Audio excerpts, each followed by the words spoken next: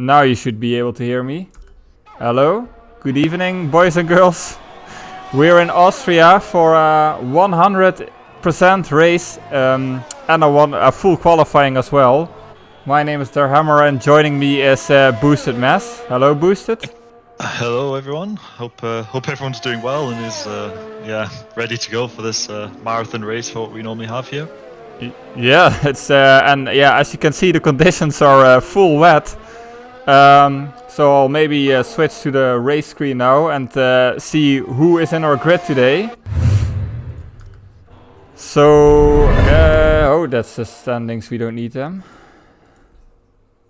That should be better. Already we're having spins and yellow flags and all sorts everywhere. So this is fantastic for from the viewing point of view. I'm sure the drivers will be hating this. Yeah, definitely. Yeah, it's I think it's gonna be wet in the entire qualifying, what I understood from the chat. I don't know if it's gonna be inters later on, but yeah, it's full wet now, and Eversnacks, that's the first time with a 1:15.6. Yeah, and in dry conditions, Austria is like a 1:3 something, so it is pretty difficult here. Yeah, maybe we should walk through our grid first. Let's see who we've got. We've got Futuristic and Aceboy in the Mercedes. Snelle Henky and Skintoni in the Ferrari. Dragon and Crystals in the Williams. Eversnacks and Vicky in the Haas. Bayan and Elfster in the Renault. Tilde and Granat Goran in the Red Bull. Bailey and Copy in the Racing Point. Terra and Shaka in the McLaren. And Ocean and Yari in the Alfa Romeo, and Keyboard Magnussen and Larsen in the Alfa Tauri. And I think I had everybody at this point. So yeah, a very mixed grid. What do you expect? Who's gonna come on top in this kind of race? I think it's going to be really interesting because we've got a complete mix of people. I mean, for anybody that doesn't know, this is literally just a little bit of fun just during the off season for us. So this won't have any impact on any of the leagues or whatnot. There's no points for that to be had. It's just for a laugh. And as a result, we've got a mix of guys from all the different tiers with it. Yeah. Well, so we're going to have a mixed grid, hopefully. So yeah, I'm expecting carnage. Obviously, we'll be expecting the faster guys to be out somewhere near the front, but like I say, the wet qualifying certainly gives some of the slower runners a good chance to qualify well. Yeah, and it also gives a chance of free strategy calls during the race. As normally you'd have to start on the tires in the second qualifying, because remember, it's a full qualifying, so the second Q2 is usually deciding, but since it's wet, it's gonna be free choice. So that's gonna be interesting as well. Yep, absolutely. I really can't wait to see this race. I think this is gonna be really good. as Dragon says, time to set a time maybe, and then Jensen replies, "Why not start last and keep chatting?" Yeah, that's a challenge. Last to first. It's probably easier to do in a 100% race than in a 50% race. But yeah, with this mixed field, I'm not sure. It could be a very interesting race for sure.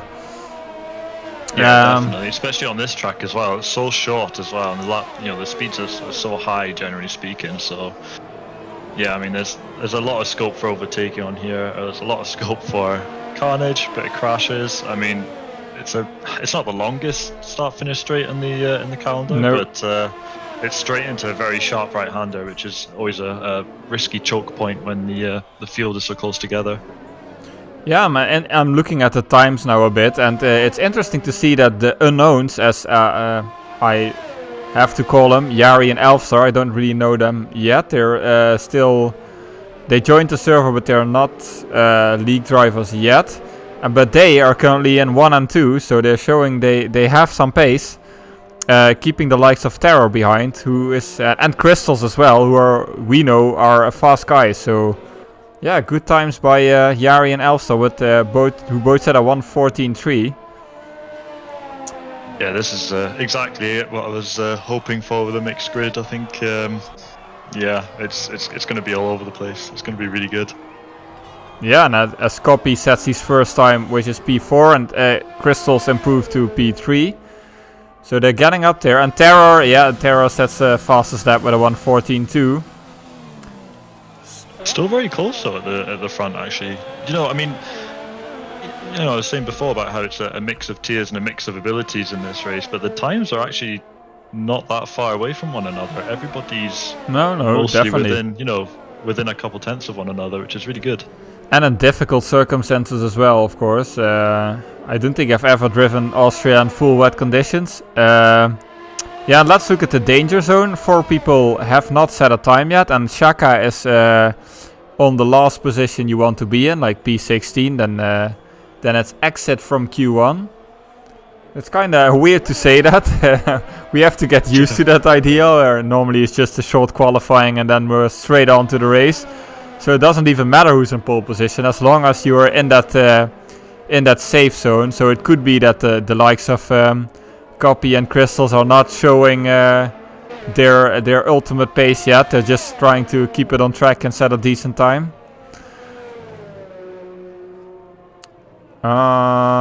Shaka there actually improves on his position now. He manages to push himself back up to, was briefly up to 14th and pushed back to 15th. That now pushes Ocean Chief and Skin Tony into the danger zone. Yeah.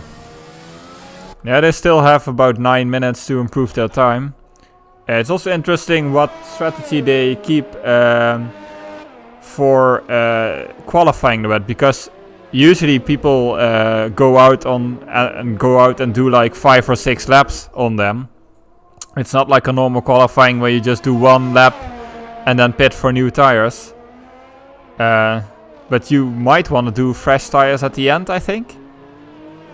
It's not really like you say, not really a too great an idea to just go out on a hot lap. When it's conditions like this, it's nicer to just go out and almost do like a couple of sighting laps just about, and with that kind of turn the qualifying, I know it sounds a bit bad, but like turn the qualifying a little bit into a sort of a practice session for yourself as well. Just get a feel for where the grip is for the later qualifying sessions.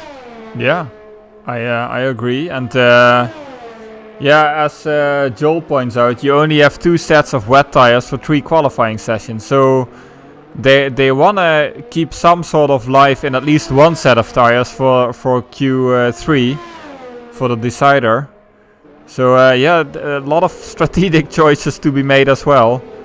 I think only for the people who are running in the danger zone, they'll have less choice because they'll have to improve on their time the last run. Yeah, that's it. They're not going to have any other option but to go as hard as they can and risk wearing out their tyres. Yari now in P1 with a 1:13.8. He's 4 tenths up on everybody else. So I don't know about his pace in the dry, obviously, but he's showing good pace in the wet. Yeah, that's quite a jump as well, after me just saying how close the whole field was. Yeah. You wonder if it's if maybe at the end of the qualifying it's maybe into conditions, but from what I read in chat, it's not really the case. It's gonna keep on raining pretty hard.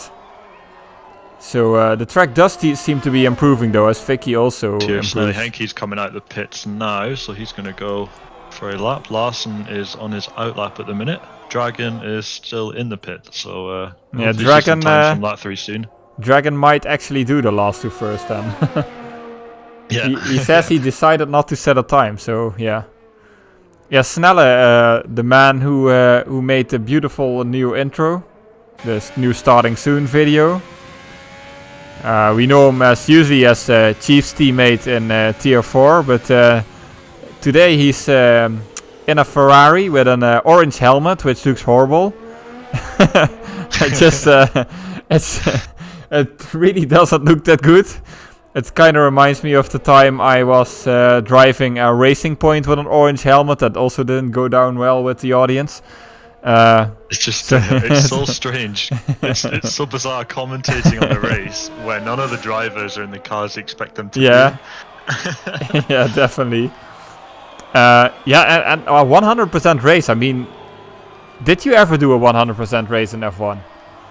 Never in this game. No. Never. I think the last time I did a 100% race was back at the PlayStation 1 era, and I was quite young at the time, and I was just racing against the AI.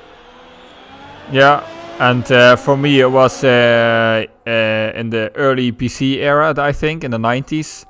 With the Jeff Cremant Grand Prix games, I did some 100% races, but I don't think I've ever done one in the F1 games. Maybe I've tried a couple of times, but then probably didn't end well, knowing me. So yeah. I struggle a lot with them. I tend to deliberately go for the super realistic settings, so simulation damage and whatnot, and then I usually end up doing okay, and I'll get to maybe a couple laps before the end, and I'll spin, clip a wall, and then that's the end of the race. I never actually get to complete the race. Yeah, it's a tough challenge. So I wonder, like normally in 50% races over the season, we've seen like between 2 and 5 DNFs, I think.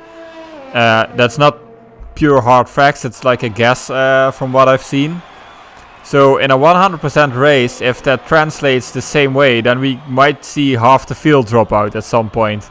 Which obviously I hope not, but I mean it's pretty difficult to keep your concentration for that long and not make an error and end up in a wall or inside your competitor.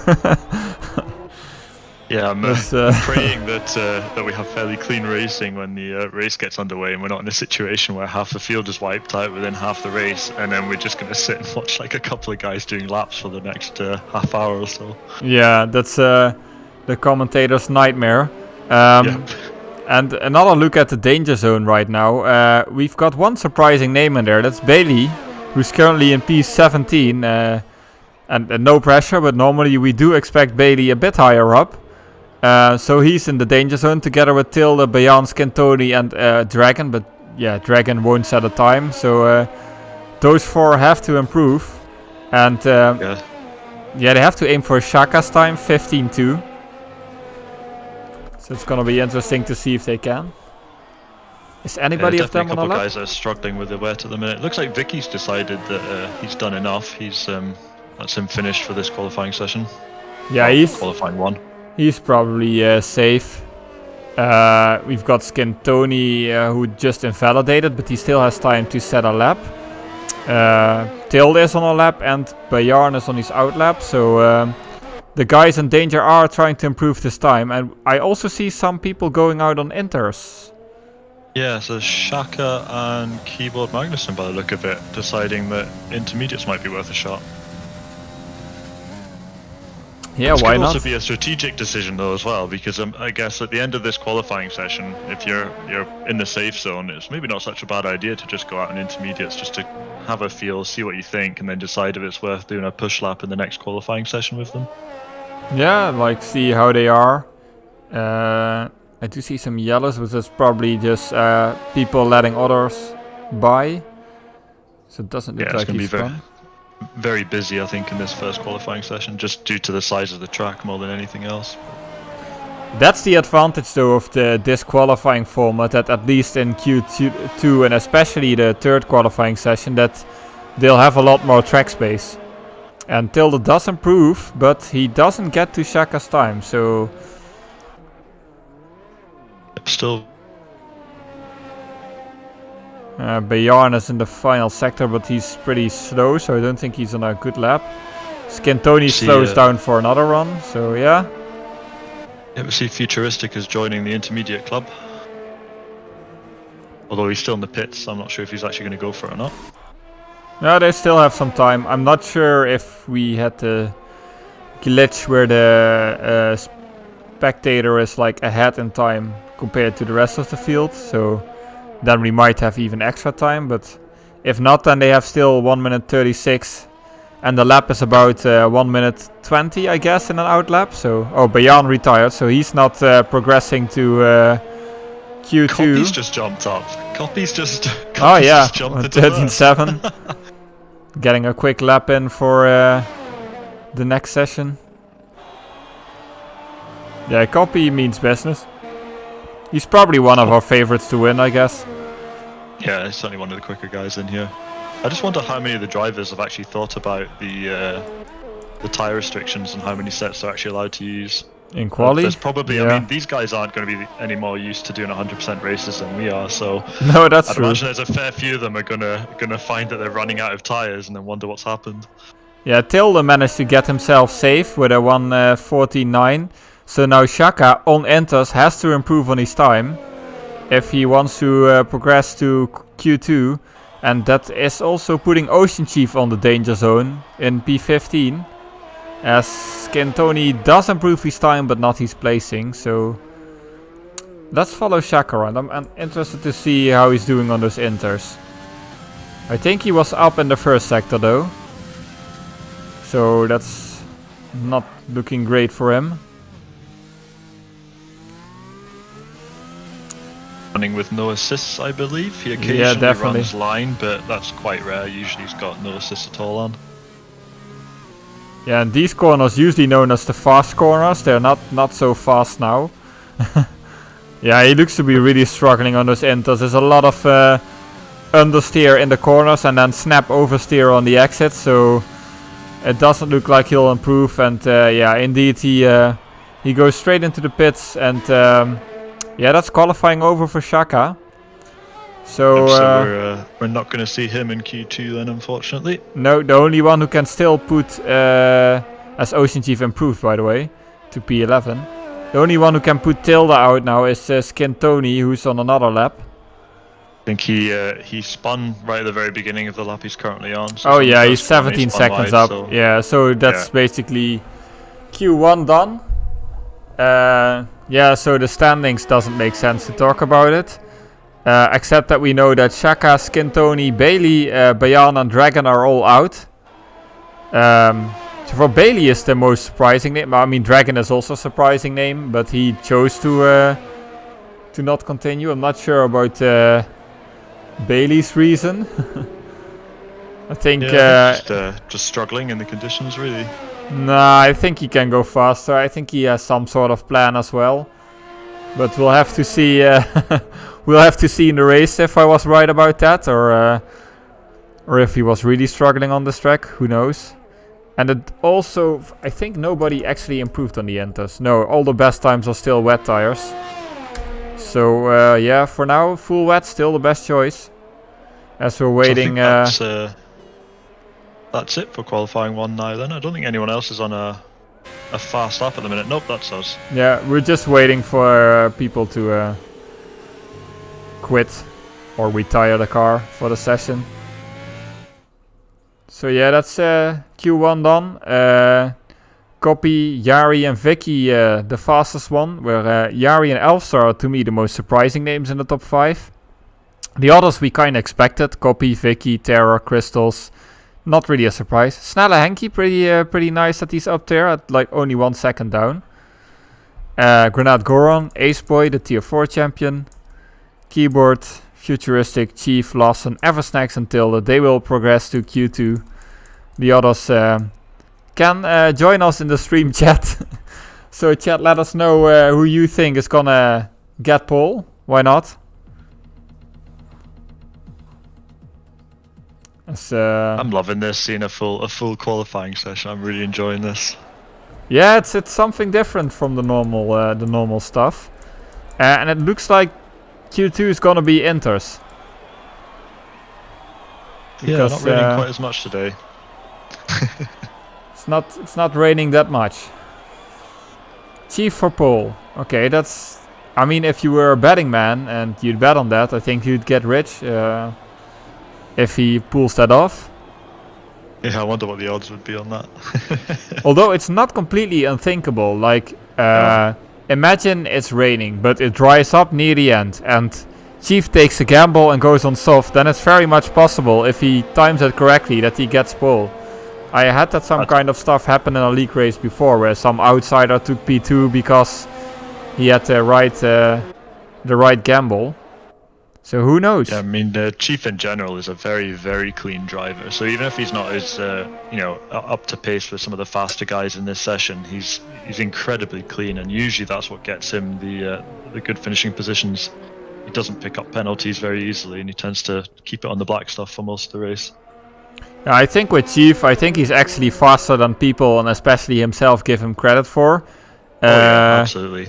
I mean, he's no assist, so that makes it more difficult already. And 2, he races a lot of other games as well, like especially iRacing, and I think he doesn't practice F1 that much. anymore. Or at least lately. I think if he put a lot of time on it, he can be really fast. So yeah, it's just he's just driving on experience alone, basically. Yeah, exactly. But I suppose when you're at that kind of level, you can afford to do that.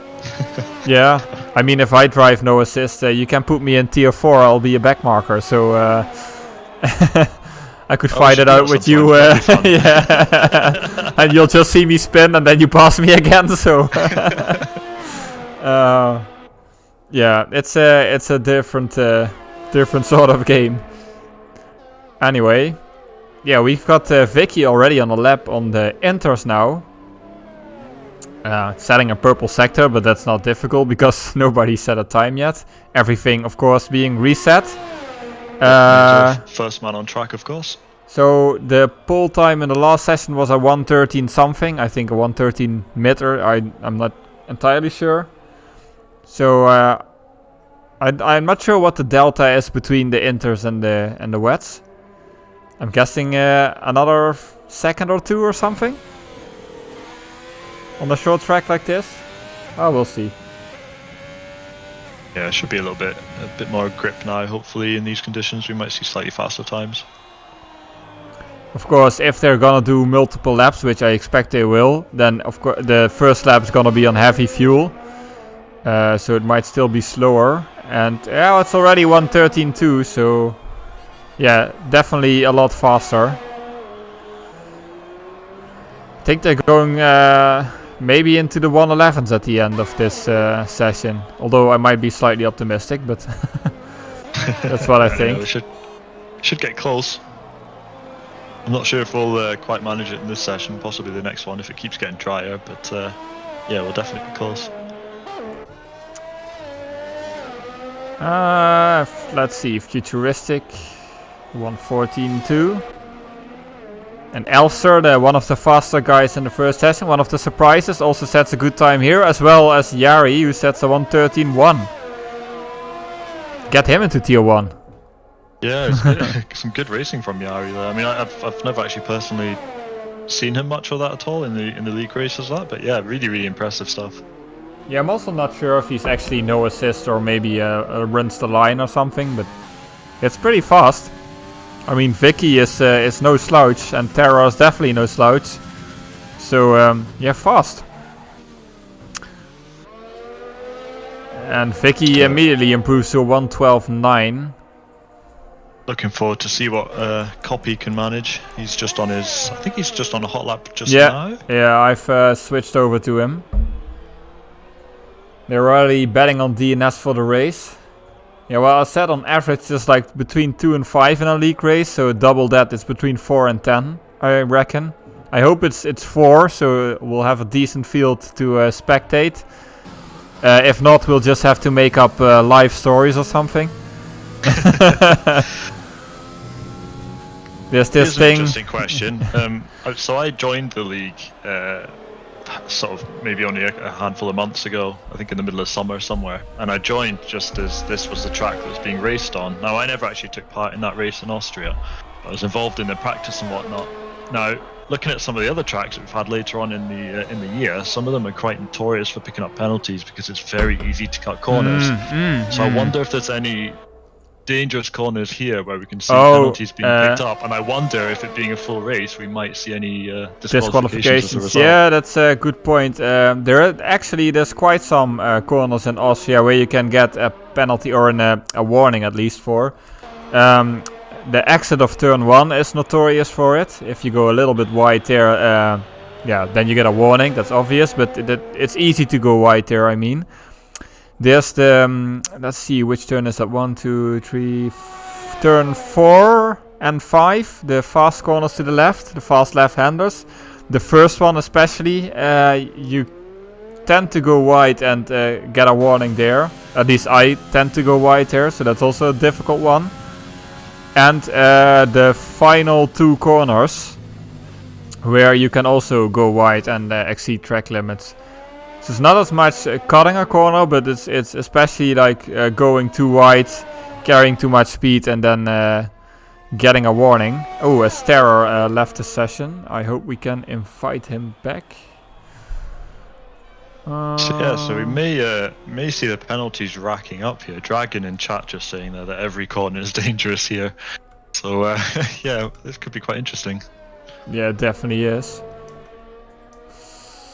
Let's see if I can find Terror in here.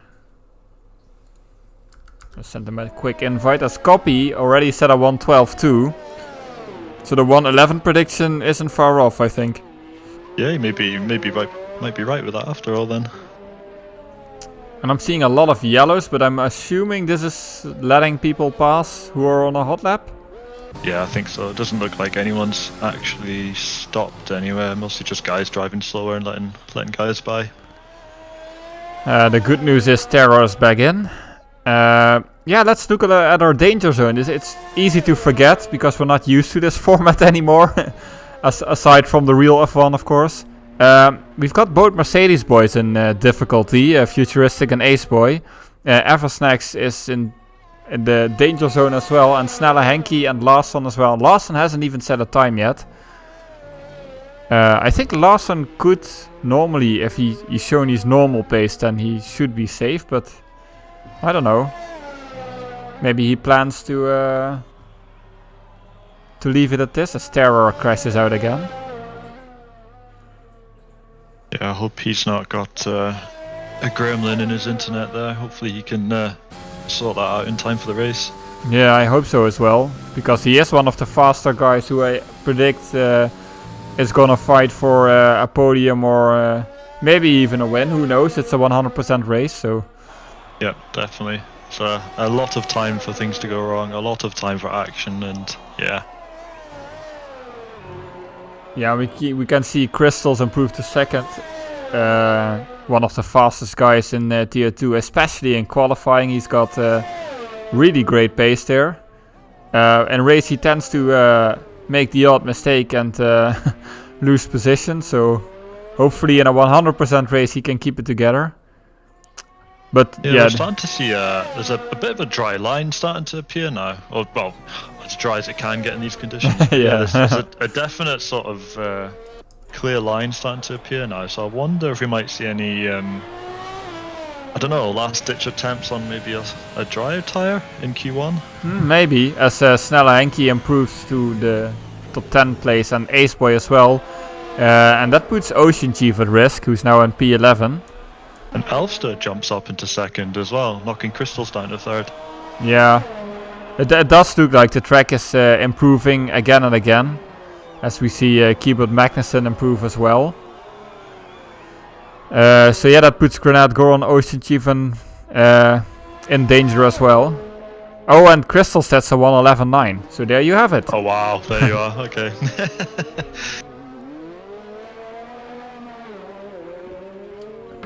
Let's see. Is Elfster continuing? No, he's not. Copy is on our out lap. We still haven't seen a lap from Larson yet. I'm just wondering if that's deliberate or not. Yeah, he might be just saving tires. Or maybe he just wants to start P15, who knows. Larson, I don't know if you know him that well, but he's most well known for getting into really high positions by not getting penalties and enjoying late safety cars. That's usually well, maybe that's the strategy here then. Like every race I've seen him end on the podium was a race where he had no penalties and he was like in P9 or something and there was a late safety car and then he jumps up to the podium and then the commentators are like, how is Larson in P3? And then it's, yeah, because of that. Which doesn't mean he's not quick. He can be really quick. But yeah, that's his style of getting podiums. That's all part of racing at the end of the day. If you want to be at the front, you need to finish. Yeah, and what you mentioned about the penalties, I hadn't really given that any thought, but that might actually be in Larson's advantage as well, because obviously if others get 15 seconds of penalties and he gets none, then you don't have to drive that much slower to be ahead of them. Yep. You have some room. You can lose a couple of tenths each lap and it doesn't matter. As Vicky just takes the provisional pole away from Crystals there, with a 1:11.8. Yeah, and Copy is on an invalidated lap. Terra's on an improvement, I think. Oh no, he just did a lap. He's now on a new lap. I guess this negates what I was talking about in Q3 about running out of wet tyres. Of course, everybody's using inters now, so I can't see there being a danger of running out of tyres anymore. No, and it looks like they saved a bit more tyres in this session than in the last one. I mean, I see people going out for shorter runs instead of like 5-6 laps. Yeah, Lawson's still on the pit, so I think he won't set a time. Unless he does it at the last possible minute, but... Well, he didn't retire yet, so I guess it's still possible. As Terra... Unless he's trying to bank on track evolution, perhaps, but I don't think that's so prominent when it's a wet qualifying, is it? No. Yeah, it is still a factor, but not... Alright, Terra improves to 4th place. Just behind Copy. But only just 4,000 in it. I thought Copy was on a lap, but he's going really slowly. Ooh, an Ace Boy left the session. And Wizard joined. I don't think... What? Yeah. I think he got off somebody's friends list and he's left the session already. He figured out this wasn't just some random practice session. I mean, he won't get in a car anyway because every spot is taken, but yeah. Ace Boy's back. Yeah, I was so nervous we're going to have a Gangu repeat there. Don't remind me about Gangu. Oh dear. Yeah, that might need some clarification. We had this 2S tier 3 race where a random guy joined last minute in qualifying. And he got into the car for the race and then he decided to just not brake for turn 1 and eliminate a couple of guys. So yeah. It was spectacular. Driver of the season for me, definitely.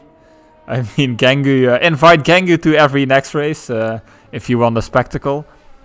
As Vicky, did you notice Vicky set the 1:11.2 now? Jesus. Okay. That's a huge jump, yeah. Yeah.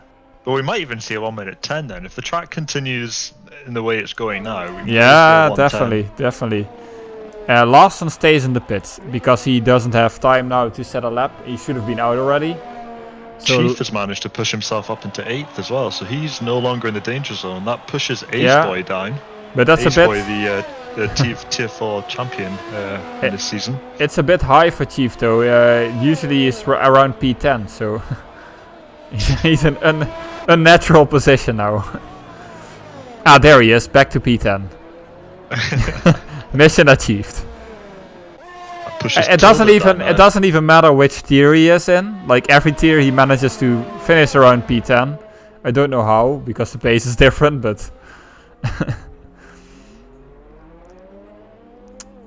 so let's see. Tilde. Yeah, Ace Boy is on his outlap, but I'm not sure if he has enough time. Tilde, Snelle Henky, and Eversnacks can still improve. If they don't, then they're out. So yeah, I don't think Ace Boy has enough time. He's Ace Boy is out. Chief is in the pit and is out as well. Yikes! Yeah. So it's Tilde that managed to improve then. Tilde managed to jump from 11th to 7th there. Yeah. Track evolution, and for Ocean that means starting at P11 or P12, depending on what Snelle Henky does. But it doesn't look like Snelle Henky is on an improvement as well. So I think that's it. It's Ocean, Chief, Eversnacks, Ace Boy, Snelle Henky and Lawson out.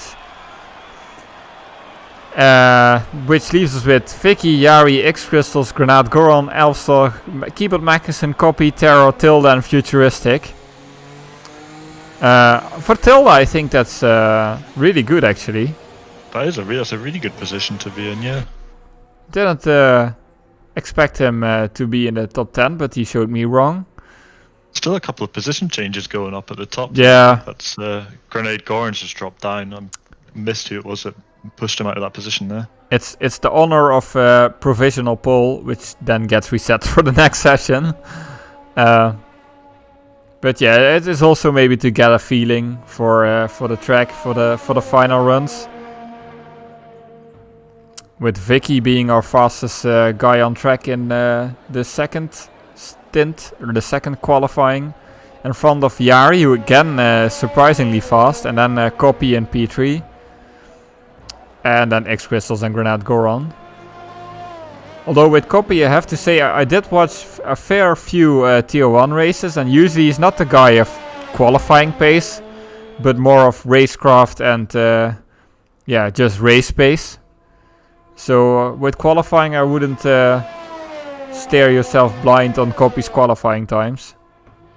He's a real racer. Question. Who's driving on a keyboard? Well, is anyone driving on a keyboard? Yeah, Keyboard Magnussen is. Keyboard Magnussen. Yeah, it says that in the name as well, but he is a. So not just a name then. No, he's definitely driving on a keyboard. He even recorded some videos with showing the fingers during a hot lap.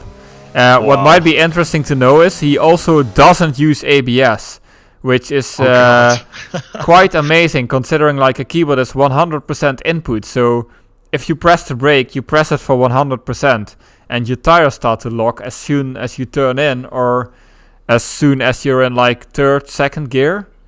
So it's quite amazing he actually makes that work. He is on semi-traction, of course, because yeah, it's impossible to not spin with with 100% input. But he also doesn't use line, so he just uses ABS basically. Oh no, it just uses medium traction basically, and nothing else. That's impressive. So a provisional 7th from him in the rain. That's yeah, that's quite incredible. It's also going to be interesting. I thought the name was maybe like an old. No. He started with a keyboard. No, he's definitely on keyboard. We've actually got. I don't know if you know Mozy Gaming and Crimsonium in Tier 3. They're both on keyboard as well. And Crimsonium actually got the title not the past season, but the season before.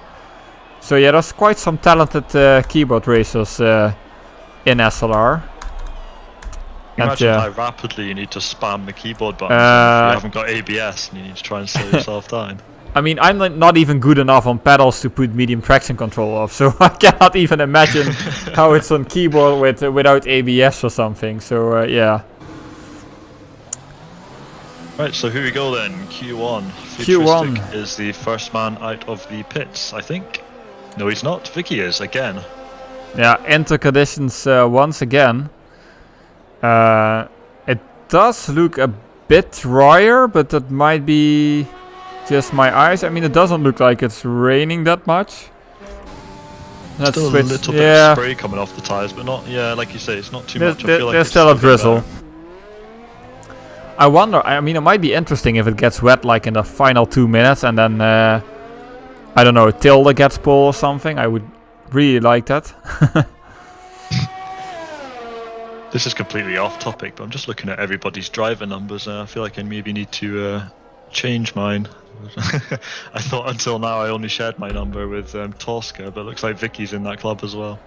Oh yeah, my driver number is the same as my year of birth, so 86. That's it should be pretty unique. Oh, it should be pretty unique, and then I say Grenade Goron. I switch over to Grenade Goron, who has 86. So there goes that. Not very unique anymore. Oh well. I just thought the number 13 was funny. I quite like playing on other people's superstitions as well, because I'm not particularly superstitious myself. No, me neither. I mean, I even have a black cat, so yeah. It should be pure bad luck. I think Futuristic is one of the first to set a time, unless I'm mistaken. No, I think he's the first one. I think he will be. Vicky invalidated on his first lap. Yeah, I raced a lot with Futuristic in Tier 3, where I was driving most of the season, and he's pretty fast when he wants to be. I think he also finished top 5, so it's not that surprising to see him up here. And he's gonna set the first benchmark. I think a 1:11.2 was our Q2 top time. Yep, certainly was. So yes, we'll see if we can get a 1:10 in this session. Yeah, as he approaches those final 2 bends, taking still quite a bit of speed through there, even in these difficult conditions, and he sets 1:12.7. So slightly slower than the Q2 ones then. And Terra 1:13.0. Yeah, but it's also the track is still a bit more green than it was at the end of last session, as Alpha already says a 1:12.1. So they're gonna improve pretty quickly, I think. Yeah, fast times are. More in there, 1:12.02. So we're nearly in the 11s again. Yeah, I think near the end of the session it's gonna be quick again, unless of course it rains more. We don't know the exact weather. If it rains again harder again at the end of the session, this could be it. So yeah, that should also be interesting. Like, imagine if it just starts raining really hard and it's full wet. Yeah, especially if that was, well, I don't think it's going to happen during the race, but it would be interesting to see if we had a sort of sudden downpour somewhere towards the end of the race, perhaps, to spice things up. I think we had that once this season in Tier 1 in Suzuka, where it was dry at the beginning, but it started raining like straight after the beginning, so everybody went out on softs to get that time in, and then it was a big mess in the outlap. And that was actually my only Tier 1 race I did. I tried assist. And then I got involved in a 3-man crash trying to overtake each other because we all wanted to get that lap in. So that didn't end well. It just becomes a mad gauntlet. Yeah, it's a bit like Italy in Formula 1. Not past season, but 2019 when it was a big mess. Mm-hmm. As Crystals is already in the 111s. I must say, I'm really jealous of the amount of track space these guys have got now. Yeah. This is something that... you don't see. Having said that, my kind of pace, I don't think I would be in Q3 anyway, but but yeah, it must be wonderful to have so much room now. Yeah, that's it. Definitely puts you more at ease, as Jensen says. Are you talking about the brain damage Japan quali? Yep. That was... yeah, I remember Bailey going for something really ambitious, and that didn't end well. It didn't end well for me either, so I just retired. But enough about me. We see Copy on softs. Haha. So we might actually see a dry run, or at least an attempt to. No, now he switches to inters again. So he was thinking about it, but he decided not to. As Yari puts himself into pole. Yeah, with a 1:11.6. He's showing, if he signs up, he's definitely tier 2 pace at least. And if he's no assist, well, who knows. Really fast. Let's see, Terra is on another lap, I think. He's on ERS 0, so that's not a hot lap. Yeah, I think it's he's just... coming out for another attempt now, and Tilda and Copy still in the pits. Yeah, I think we're just in a in-between part where we're waiting for the final runs. Yeah, Jensen... predicting a dry last 2 minutes, but... yeah, Jensen said as well, like, if the track dries soon enough, but it's still drizzling a bit. I had the same idea as you, that it was drying, but once you switch to the in-game camera, you can still see it's drizzling, so it's probably gonna be inters until the end. Yeah, I think so. I'm trying to tell if it's getting heavier or not. I think it's kind of... Yeah, it's hard to see. I mean, sometimes I look at the track and I think there's definitely a dry line, but then I switch to the car itself and then it still looks wet, so... Keyboard Magnussen has got softs on. Yeah. Part of me really wants to see somebody do dry lap. Grenade Goran's got softs on. I mean, still in the pit, so they're not committing to the lap yet. But I mean, you might as well, because if you're not like, if you know you're not gonna be the same pace as the top guys, I think if I gamble and time it correctly, I might beat them. Then yeah, why not? You might just get a surprise pole, and who knows what happens in the race if one of the faster guys has to start P3 and then gets hit, and yeah, that might just give you the room to go away. But yeah, 100% it's a long race, of course. as Copy and Terra also putting softs on. None of them are committing to this Yeah. and actually leaving the pit, so I don't know if they're just trolling us or I not. think but, they're waiting. I think they're waiting until the final minutes, like Jensen said, like the final 2 minutes, and then go out. Yep. So yeah, we're just watching a pit lane now. There's no cars to actually show, and DRS is enabled. So yeah, that's definitely gonna be a soft run. Okay. And that's it. You can see it now. You can see on the timing screen there. Everybody seems to be switching to softs. Yeah. Terra's coming out. Terra's coming out. Yeah. So let's go on board with Terra as soon as we can. As soon as the game allows me to. So Well, here we go then. 1 minute 10. Surely. we can see what the grip levels are like, and yeah, what the times are gonna be like. Because if it gets drier by the minute, then the one who times it best is possibly also the guy with the fastest time, of course. So it's not Yep. necessarily gonna be the quickest who wins, which sounds weird because he sets the quickest time, but it's gonna be like the guy who times it best. And then you don't Just have to be invalidate. cautious as well. Yeah. I mean, Yeah. as much as this is Q3 and there's only 10 guys on the track, you can bet that almost everybody will be on track at the end of this session, which means that if you're the last guy on the last lap, then you're going to have AI traffic to try and get past. Yeah. And it still rains, so it's not like dry. It's right at the crossover point. That's why DRS is enabled. Imagine if DRS is disabled like midway through the lap and somebody else does have DRS. That could really make things interesting. I mean, I guess you could play it safe by going out in intermediates and then taking advantage of DRS in the straight still, but guarantee your grip in the corners. Yeah, some guys are only going on their out laps now, while Terra's already doing his hot lap. And he's already 8 tenths faster than his previous time in the first sector, which is basically one corner, so yeah, the top time is definitely gonna be on softs.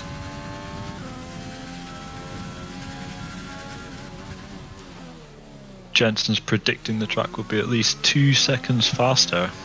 Yeah, I agree. I was referring to this earlier, but I had another league race where in the final minutes it was dry, and even though it was not dry, the guys on softs went like 2.5 seconds faster than the inters, and even like one of the slowest guys in that tier, he was still in P2. So yeah, it's I agree with that prediction. It's probably gonna be that amount faster.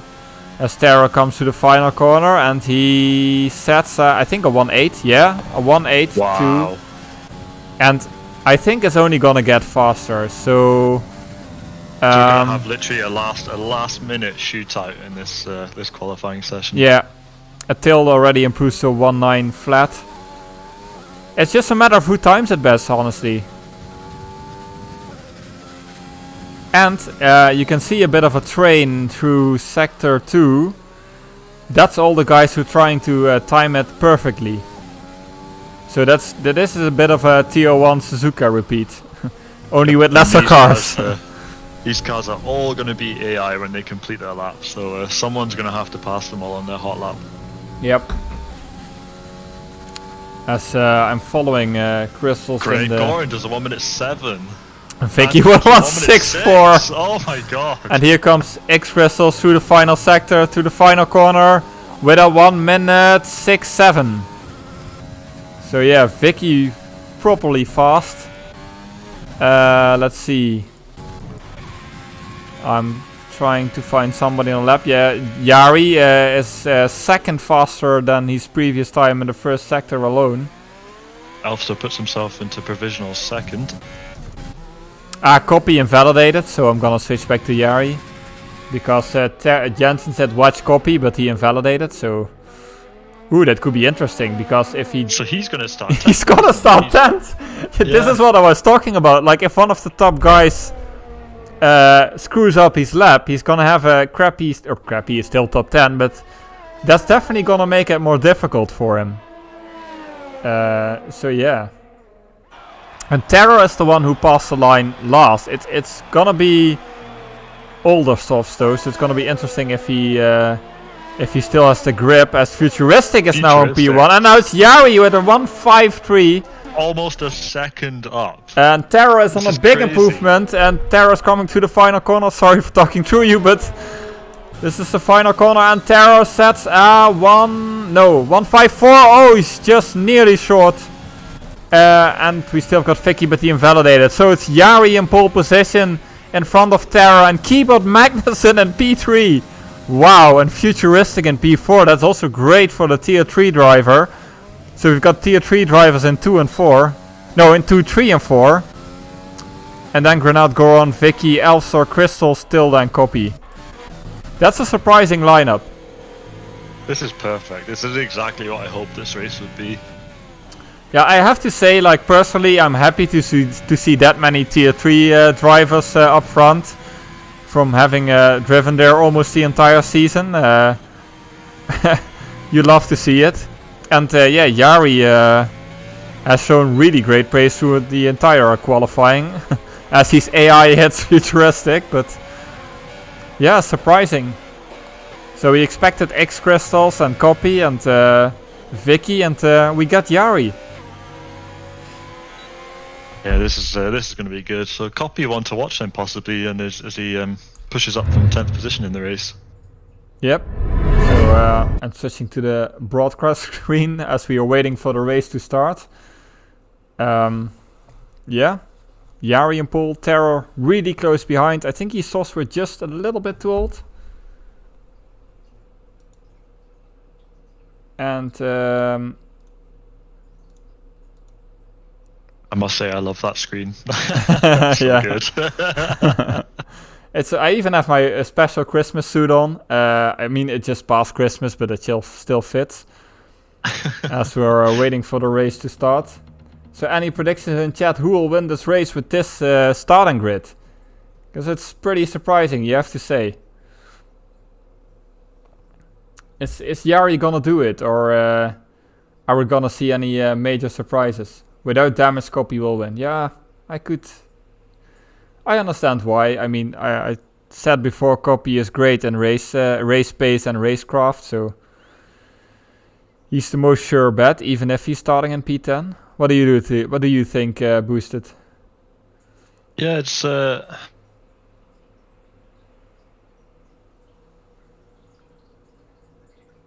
hugely familiar with, so showing really good pace. That's quite exciting to see. Keyboard Magnussen, I mean, yeah, I'm thoroughly impressed with amazing, him. Yeah. having just learned that he's doing all this on a keyboard. Yeah, definitely. But yeah, wow.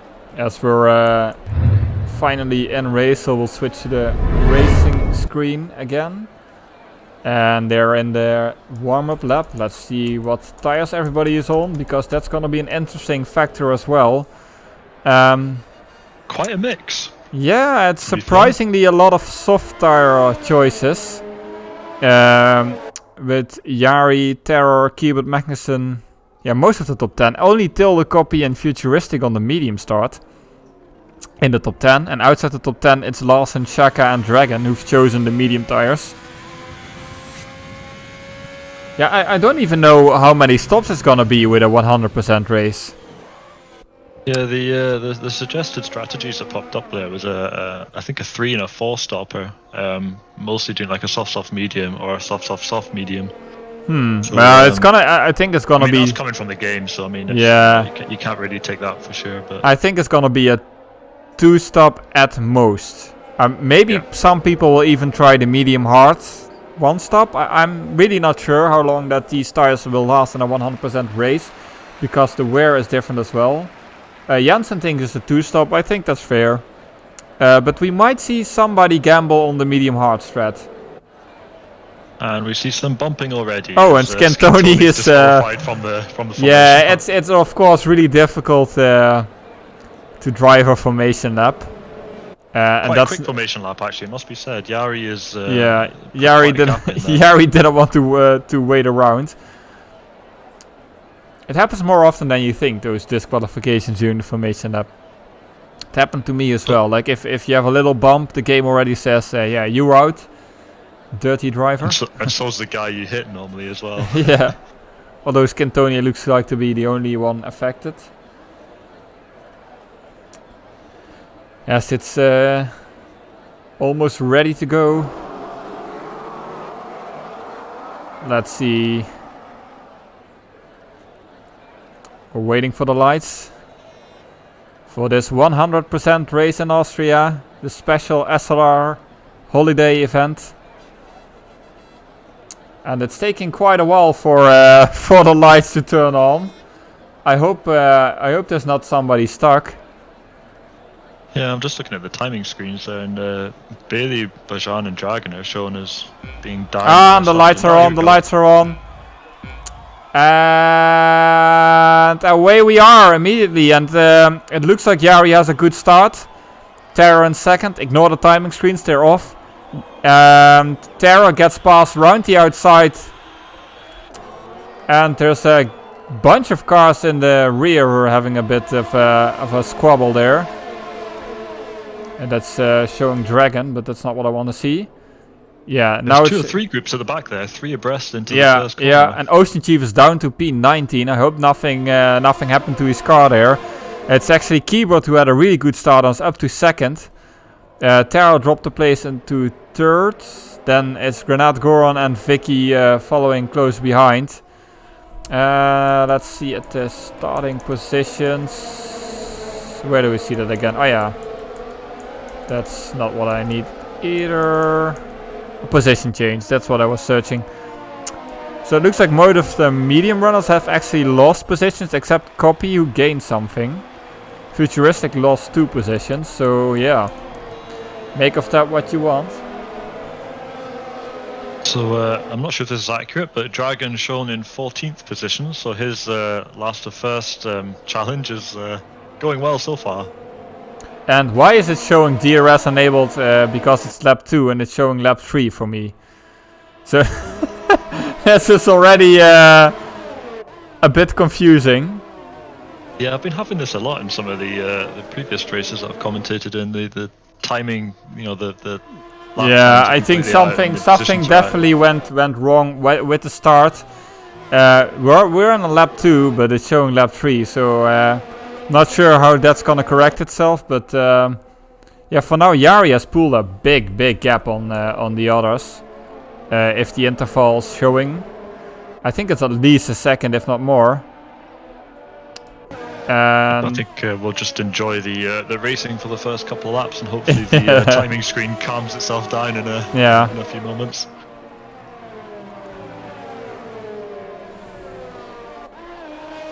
Clean race so far though, doesn't look like anyone's had any major offs or spins or damage. Oh, and our first time penalties are already. Yeah, Bayan and Snelle Henke already have 3 seconds, so that just goes to show you it is a difficult track for time penalties. And imagine getting 3 seconds in lap 3, or lap 2 actually, and you still have to do 69 laps.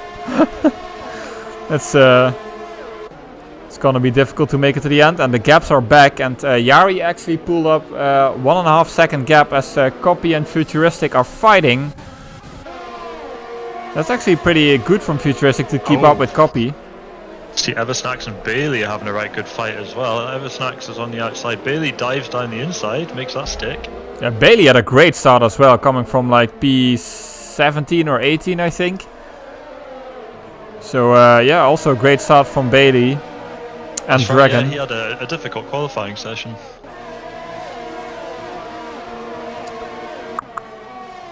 Couple more position changes going on further down the back of the grid there as Futuristic gets dived by Bailey in the second last corner. So Bailey already up to P9. Eversnacks picks up a 3-second time penalty. And there's a train forming behind Keyboard Magnussen, which is not an unfamiliar sight even in Tier 3. He usually gets a good start and then just drives his own pace, and yeah, nobody can pass him. He's really difficult to overtake.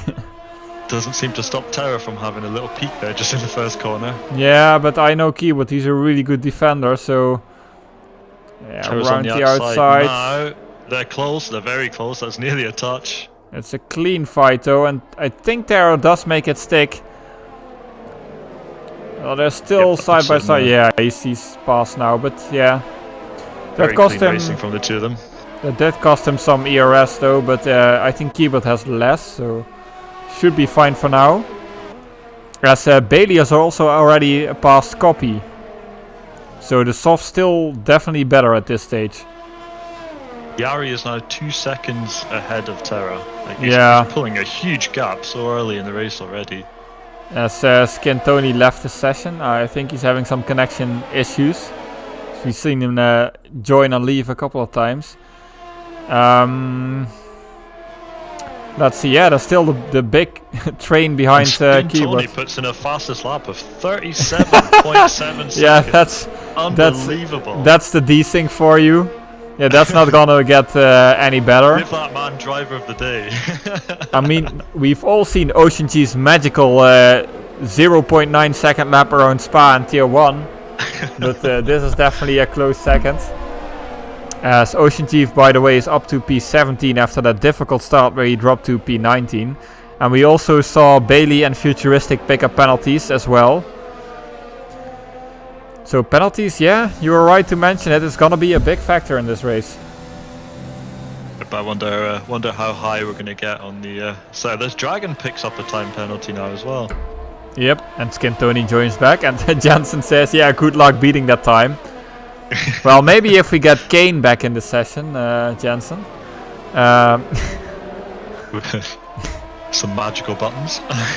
No, he had some magical help in magical grip hacks, so that's also a way to go faster, I guess. Yeah, and Keyboard is now under heavy pressure from Vicky, who's up to P4. So he also had he had a good qualifying up to the third one, where he actually didn't get the greatest lap in, which cost him a few positions, and now he's fighting to get back to the front. We're starting to see quite a clear two halves of the race now. You've got the top 7 minus Yari, who's out in front, quite close together, and then from Bailey downwards, we've got another very close DRS train there as well. Yeah, and Elfster seems to go all the way to Bajan, I think, isn't it? Yeah. Yeah, and Elfster is somewhere stuck in between.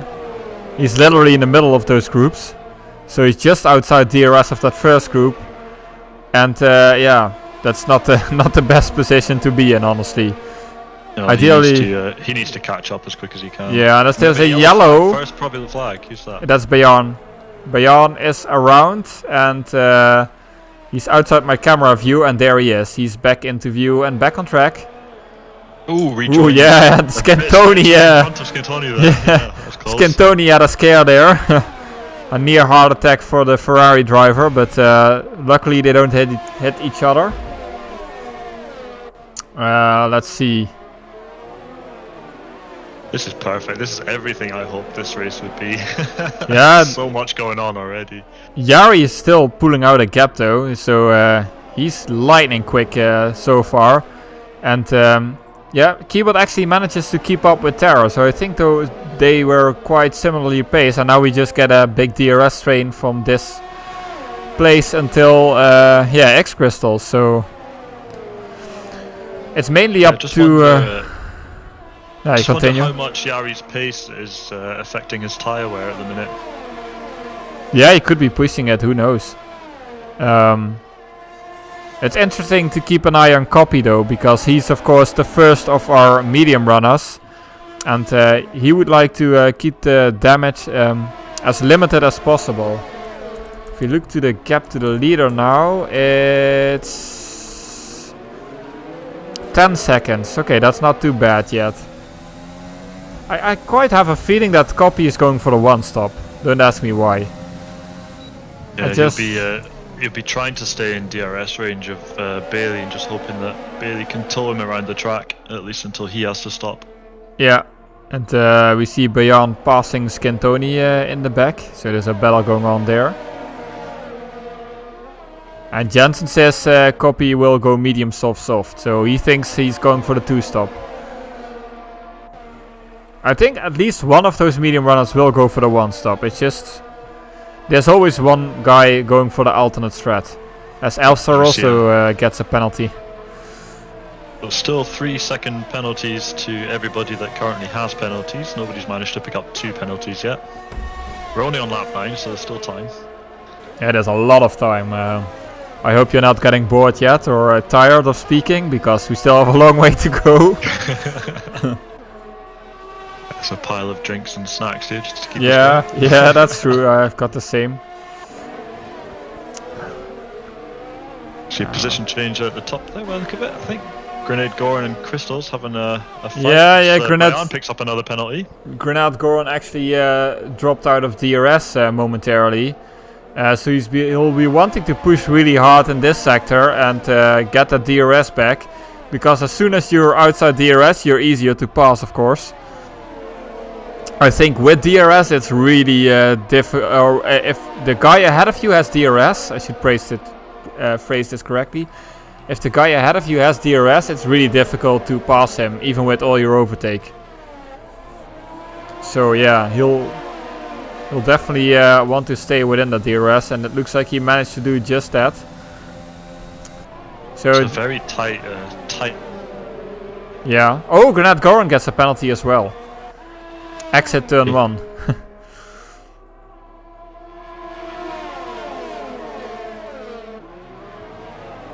And Ace Boy picks up a penalty. Oh, and Crystals tried something there, but he didn't make it stick. Yeah, I think nearly half the field has penalties now. If I counted correctly. No, less than half. 8 cars.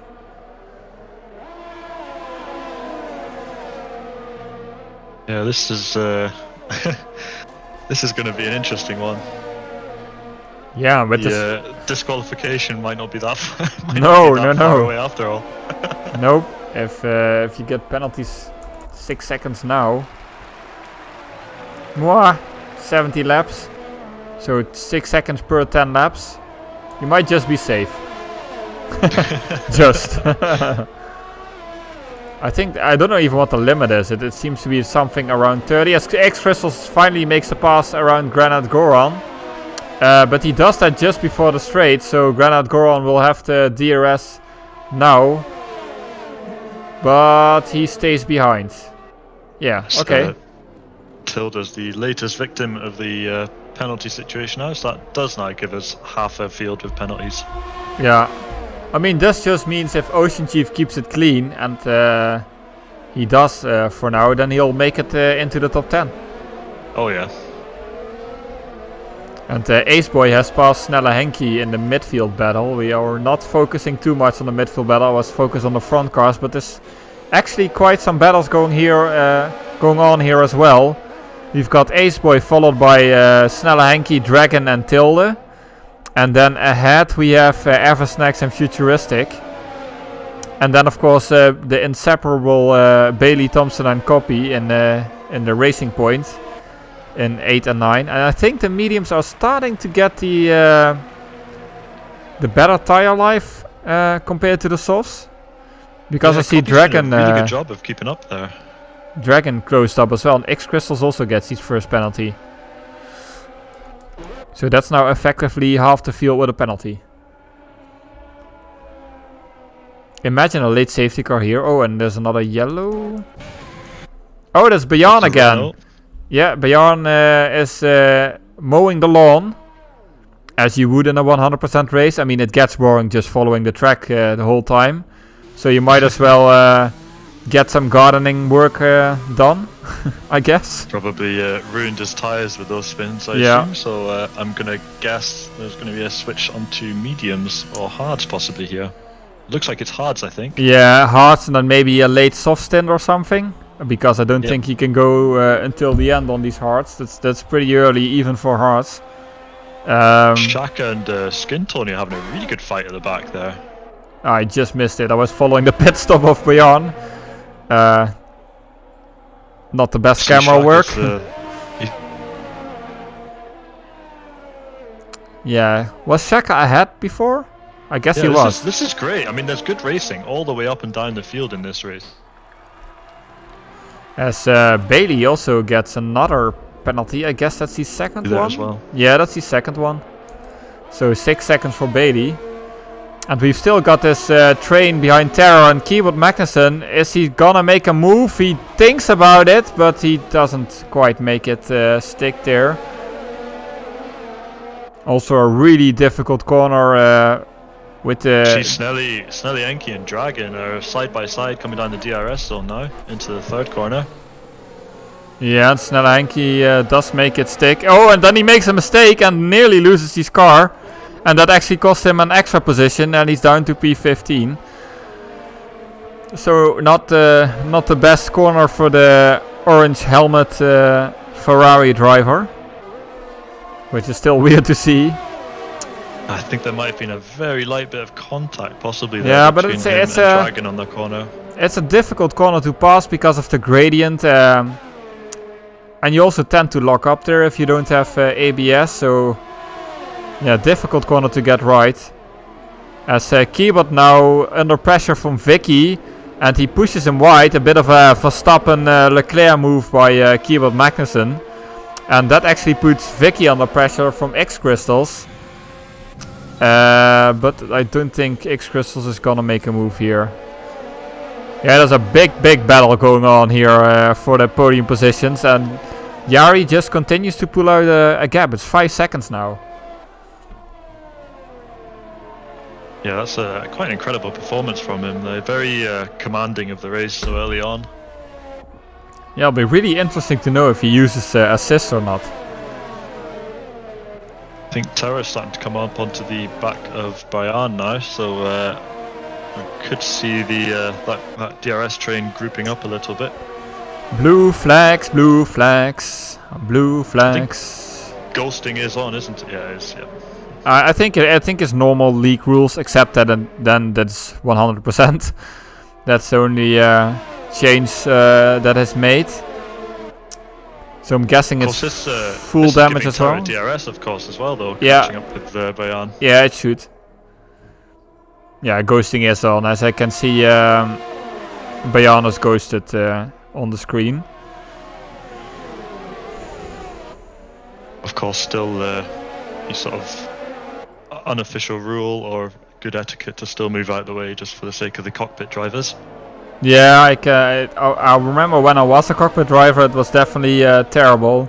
It's still unpleasant to pass through a ghosted car, even in another camera view, but in cockpit cam it's the worst. You just cannot see where you're going.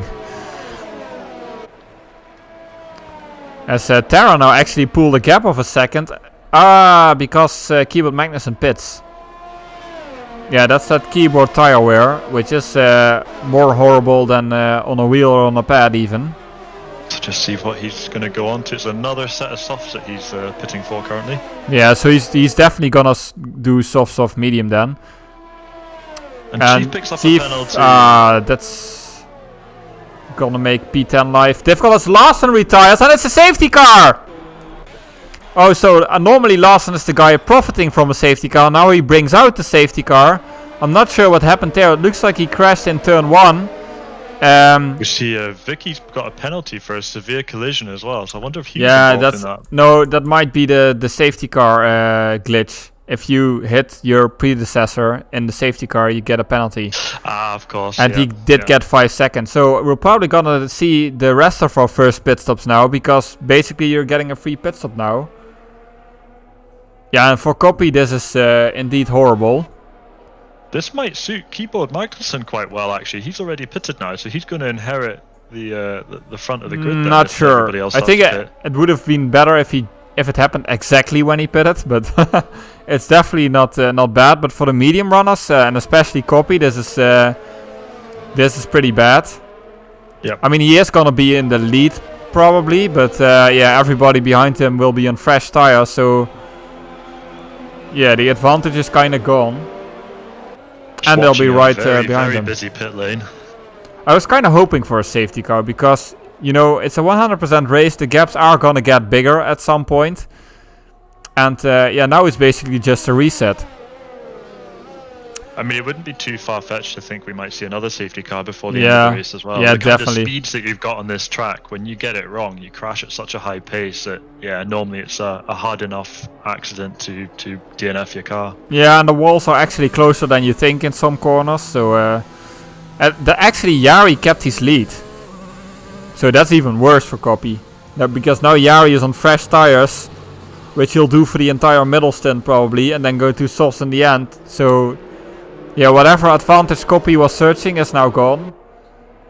And for Jari, it's suddenly looking really good. Let's see what everybody else went on. Terror on softs. Keyboard on softs. Most of the others on mediums. We're still seeing Copy and Dragon and Shaka are the only 4 drivers that have not pitted for the tyres yet. Yeah, they started on medium, so they probably didn't want to throw their strategy out of the window completely. But yeah, I'm not gonna lie, it looks yeah, it's just the lightest step gives you a 5-second penalty here. So that was Bailey and Elsar who hit each other and both got 5 seconds. It will get removed once they pit, and they probably will have to pit again, but that's of course not good for their racing position after Badly that. though when you're in the pits. Yeah, you don't want to wait 5 seconds for nothing.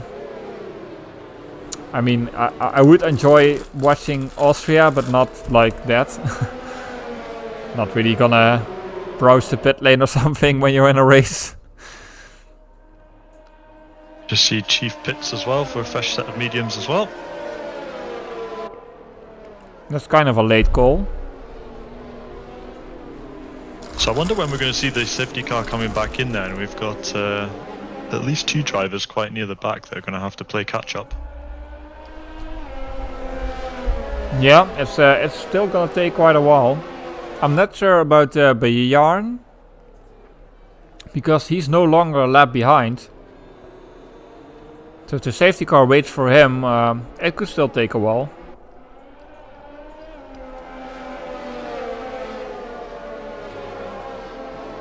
So we have Terra and Keyboard Magnussen. They're both on softs in the front group of runners here, so I think we might see a couple of moves from them as soon as the safety car comes back in. Especially for Keyboard Magnussen, Dragons on 17 lap old mediums there. Yeah, it's not looking great for the medium starters. For Bjarn it is great because his races looked lost and now he's back in the game. Basically for everybody who was stuck in the back, so yeah. As we see somebody else just dove into the pits there, that's a Red Bull, who's that? Grenade Goran. Grenade Goran, yeah, he's pitting. I wonder if he damaged his wing or something. Yep, Yeah, he did. Wow. Yeah, that's unfortunate. He was right in the battle up front and now he's nearly lost. So yeah, it's a bad time to pick up damage, isn't it, when the grid is so close? And that's the thing with these 100% races, like anything can happen. Even late in the race, everything could be thrown around again. Yeah, Grenade Goran is effectively lost now.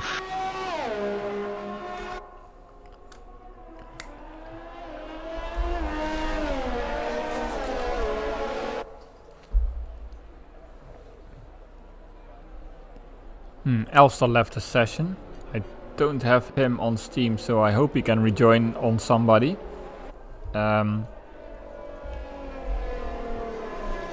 on the safety car are out, so it's coming in this lap. Yeah, everybody rejoined, so as Elster is back just in time, I think. Yeah, that was very lucky for him. So we see Jari starts to bunch up the group, and racing will be back underway very shortly. Let's hope it's a clean restart and not another carnage one.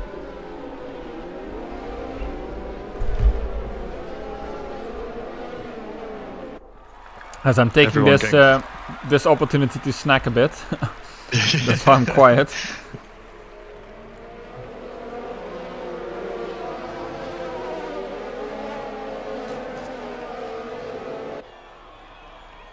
They're all very close. And Jari has a really good restart.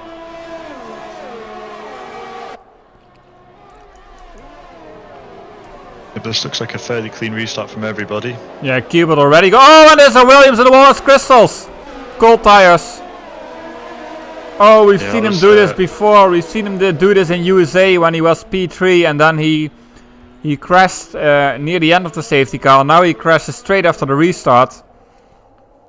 The angle at which he went into the barrier there, he was very lucky that wasn't a DNF for him as well. Yeah, but this was your typical cold tire restart. And that brings Kiba to P3. And Terror... going side by side. Yeah, Terror is actually... No, that's Kiba he's fighting with. Oh, so it is. Yep, my mistake. So Kiba made up 2 positions, but then lost one again. So Terror didn't have the greatest of restarts either. Crystal's into the wall and now in last place. With wing damage, so he'll still have to pit. Yeah, he's got a long way to go before he can pit as well. That's going to put him way down the order, sadly. And Yari pulled out a 2-second gap nearly in 1 lap. Yeah, copy on those old tires. He'll be under fire already from Terra now. I don't think he will make life difficult. It's a different strategy and a different fight. See Terra passes Copy there then for 2nd position.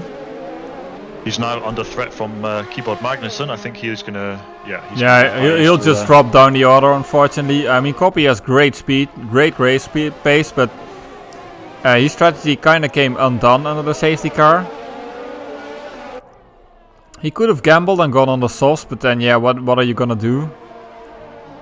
He could do maybe medium soft, but then he'd have to overtake a lot. So yeah, either way, it's not ideal for Copy.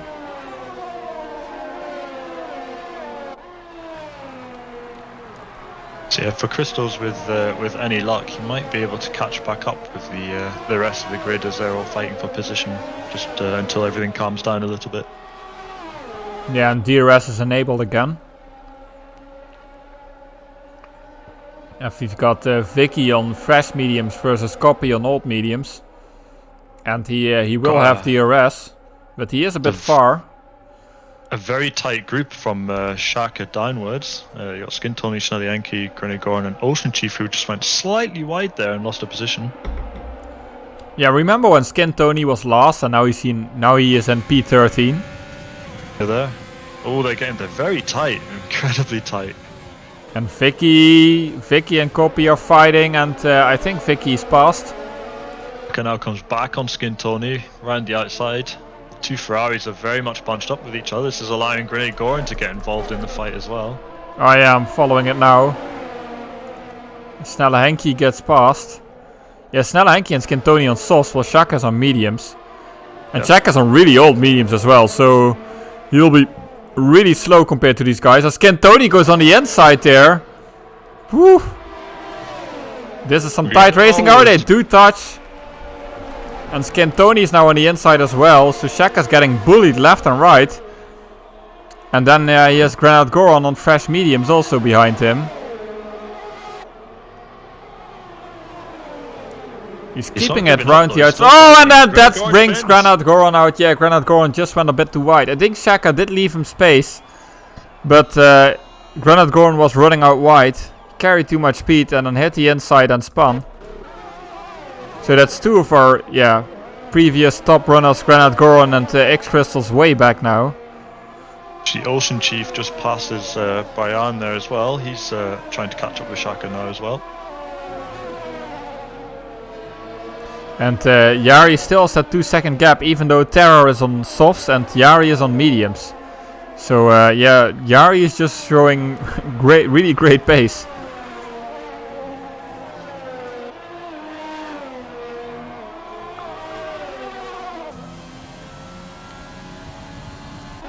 Let's see. Copy is coming under fire from Elfster and Dragon as well. It's funny to see that the top 5 has penalties and the others don't.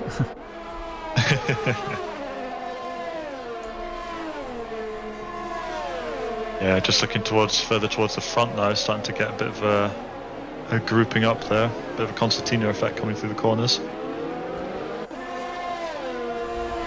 Yeah, I just saw Elser cut turn 1 and get another penalty.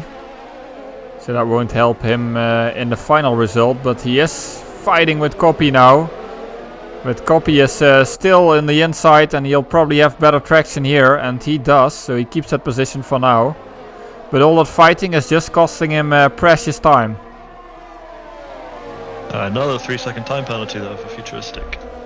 Yeah, that brings his total to 9. And we're not even halfway the race. We've already got 2 drivers in the 11-second club. 1 in the 9-second, and the rest have all got 6 and 3 seconds. I mean, to be honest, if this was Mexico, I'd get disqualified, I think.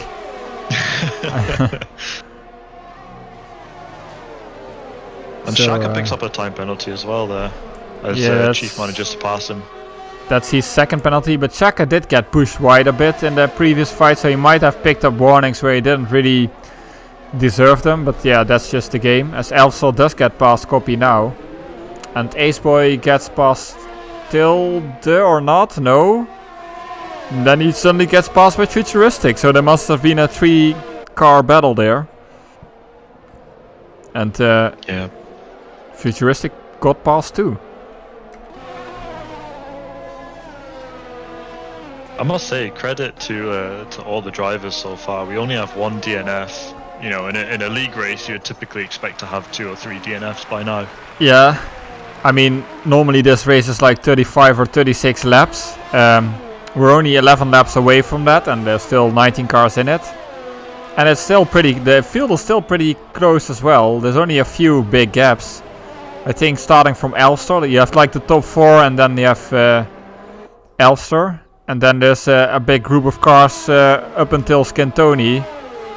And then we have the final group with Bayan, Chief, Shaka and Grenade Goran. And then way behind is Crystals. I don't know what happened to Crystals because it looks like he lost even more time.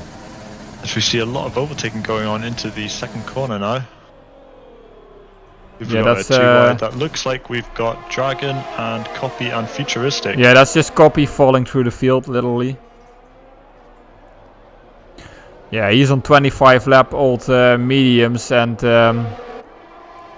yeah, the others are on 8 lap old tires, so you can be as fast as you want, but yeah, you're not gonna keep it. And Copy has a major moment in that corner there, but he keeps it on track for now. And Dragon is also right up there with Copy. How did he get there all of a sudden? To pull as big a gap as he was earlier on. In fact, I'd say his gap is starting to decrease a little bit slightly as Terra's reeling him in. Yeah, the soft's still better at this point, so he is finally catching up time.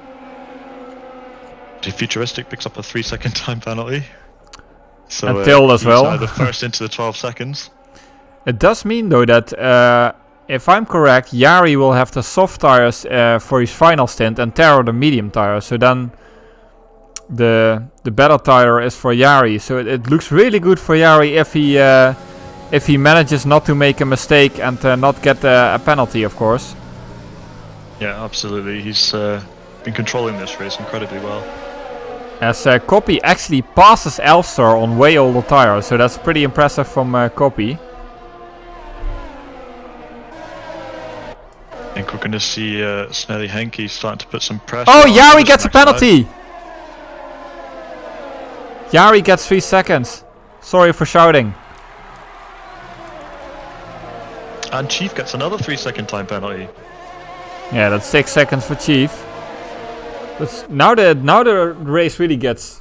Yeah, it was already interesting, but now it really gets interesting because it did look like, because Jari had the better... Oh, Copy gets 3 seconds as well. As Jari had the better strategy than Terra and Keyboard, then... That's it, yeah, 3 drivers without penalties. Yeah. I apologise in advance, I'm not sure if I'm talking over you at some point. No, definitely. Seem to cut out for me occasionally. It's fine. Well, Larson will stay without penalties, so there's that. He might be the only one. Yeah, if so he'll be in a possible contention for driver of the day there, along with Skintoni, who put in that blistering fastest lap. Yeah, that's 49 seconds, or was it? But yeah, actually, if Terra and Keyboard Magnussen keep close to Jari, they might just win this race on penalties. It's still early though, because we're only not even halfway yet. And as you say, that soft final stint for Jari could be quite important for him. If he's able to do what he did at the beginning of the race, I think he'll be able to pull quite a gap. Yep, definitely. We see Dragon finally pit, so he's the first of the medium starters who went on and who pitted then. And he goes on softs.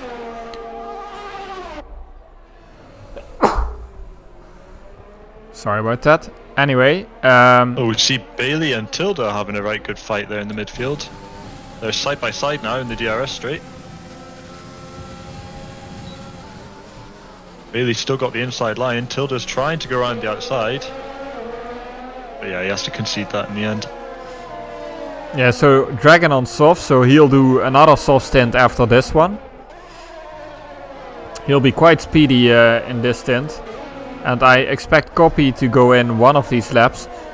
Maybe if Copy didn't plan on the one stop, he might actually do that now. I mean, you might as well gamble at this point with your penalty. So I wonder how long he'll try and push those mediums, and there must be a... He must be getting to a point where he needs to say, you know, these are just not working out anymore. Yeah. And what does he do then? Does he switch to hard? Does he switch to soft? I mean, a pit now would be too early, so yeah. Yeah, pit now means softs, unless... Well, you can do hards until the end here, but...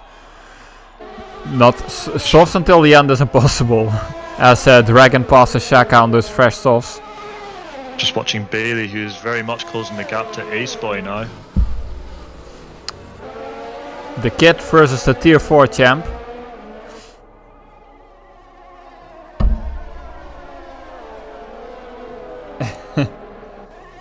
As Chad is saying, don't apologize for shouting, this isn't golf, don't be afraid to show some emotion. Okay. Yeah, I do tend to shout when things happen which I didn't expect. Like Yari getting a penalty. Yeah, Bailey is looking pretty pacey on those mediums, but he does have a DRS train to get through. Which is not easy. But consistently within half a second though, which is good. He doesn't seem to really ever drop out of that gap at all either. He's all over the back of Ace Boy. Yeah, he's definitely gonna try and make a move here, but it doesn't look like he has enough overtake, and he saves a bit for the second straight. If he gets a good exit here and is early on the power with DRS, he might be able to, but yeah, 410s is still a bit much. See a change of position further down the order there. I think that's Dragon on Ocean Chief. I mean, that's to be expected. He's got fresh soft tyres on at the minute. Yeah, I don't think Ocean Chief will make life difficult for somebody on fresh softs. There's just no use. It's just not worth it. Yeah, you're just gonna lose more time if you fight that. Yeah, Dragon, who started last, of course. And he was actually up into the higher positions, but then the safety car kind of ruined his strategy. But he's making the best of it. He's having fun. We see a spin. That's a Renault. That's Elfster. Spun. Oh dear. He's coming into the last corner. Yeah, he was doing so well. He was running P4 or something, and yeah, that just goes to show you how difficult it is to ride a 100% race without mistakes. Yeah, and that's his race coming undone as Copy also pits. It'll be interesting to see what tires he is on, and he's on the soft, so he's definitely gonna stop again. Yeah, Elfster will be kicking himself there. He was having a very solid race over the front runners. Yeah, now he's just gonna have to hope for something to happen, because he also had to serve that 5-second penalty. So he now dropped way back, 12 seconds off the field. So he'll need another safety car or something to make something out of this race. This means that Shaka is now the only driver still driving on the set of tyres he started the race with. And meanwhile, X-Crystal's already made 3 pit stops. So yeah, his race definitely went from bad to worse. So let us know in chat, who do you think is gonna grab the victory? As Terror gets 3 seconds. In the sort of back half of the field. So it's only Keyboard Magnussen on a keyboard, mention it, and Vicky without a penalty. And Yari actually seems to be gaining time on the soft runners now. Yeah, those softs will be starting to hurt a little bit. Yeah, it's looking great for Yari, yeah. I had said it before. Copy and Chief are having a bit of a scrap there further down the order. See, the 2 Ferraris are very close together as well. Skin Tony and Snelly Henke that are fighting it out at the minute. Yeah, they've been around each other for quite some laps now. I mean, in the early phases of the race, it looks like Scantoni had some connection issues, but since they have been fixed, he looks to battle a lot with his teammate. Yeah, it doesn't look like there's any team orders going on there. No, I don't think so. And Dragon is catching up fast as well. He also passed Granite Goron now. Just watching Snelly Henke's getting ever closer to Scantoni. I think we might see a dive into a corner perhaps coming up. Yeah, let's hope for Ferrari it doesn't end in tears. As that wouldn't be the first time Ferrari teammates hit each other. As Shaka gets another penalty. Yeah. Yep. So where are we now on the penalty boards? We have got Futuristic is in the lead with 12 seconds. Bailey Thompson a close second on 11. Everybody else is currently sub 10 seconds. Yeah. And Shaka on 9. Oh, and Snelle Henke and Scantoni really close to each other. As Futuristic gets another 3 seconds as well. And Bailey, so we've now got Futuristic on 15 and Bailey on 14 seconds worth of penalties. Hey, and there's Larson. I lost it, counter-steered and went into the wall and the car got stuck to it. Suddenly the wheel came off. Well, that's unfortunate. Well, you'll be happy to know, Larson, at least you'll be one of the only ones without a penalty this race. So there's that. Yeah, it's a really unfortunate DNF for Larson. Easily done though on this track, like I say. Yeah. As soon as the kind of speeds you've got in here, as soon as you unsettle the car just a little bit, it's quite a high-speed crash.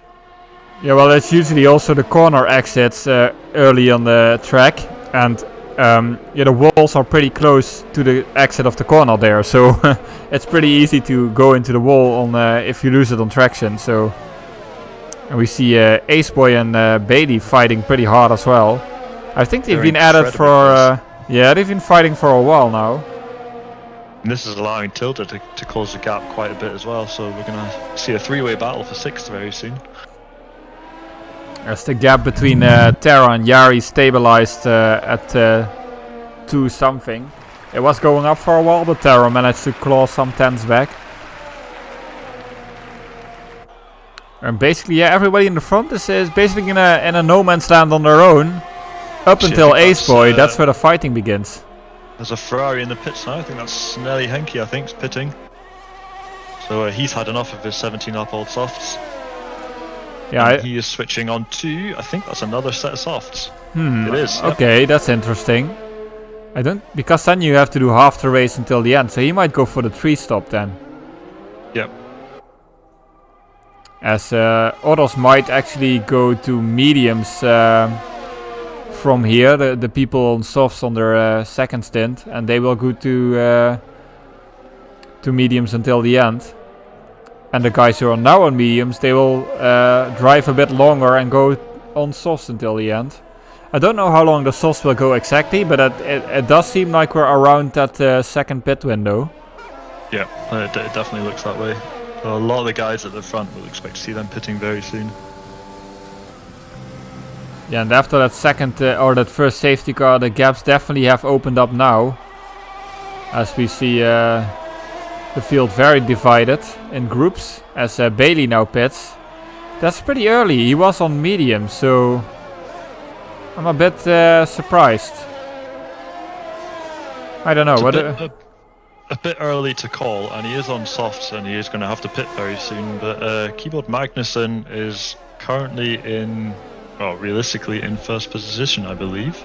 No, I think he's just outside because just in second. Yeah. He has Terra covered, but not Yari. So the penalties might actually play a part in this, unless Yari can pull a bigger gap. But like you say, it seems to have stabilized somewhat at the minute. Yeah, but as Chad points out, it doesn't look like Yari can lose this race unless he makes a mistake or something where the safety car happens, and that brings Vicky and Keywood into play because they don't have penalties. But you never know. You might lose it at any point, as we saw with X Crystals before. and I think Granat Goran as well. I mean, Jari definitely needs to do another pit stop before the end of this race, I think. So, depending... But everybody else as well. Unless Vicky plans to do a crazy amount of laps on mediums, but I don't think so. As Ace Boy is now under a heavy threat from Tilde. And they go side by side, but Tilde does look like to have the better traction there. And he makes that move stick. Is Ace Boy gonna counter attack? Nah, he slots in behind.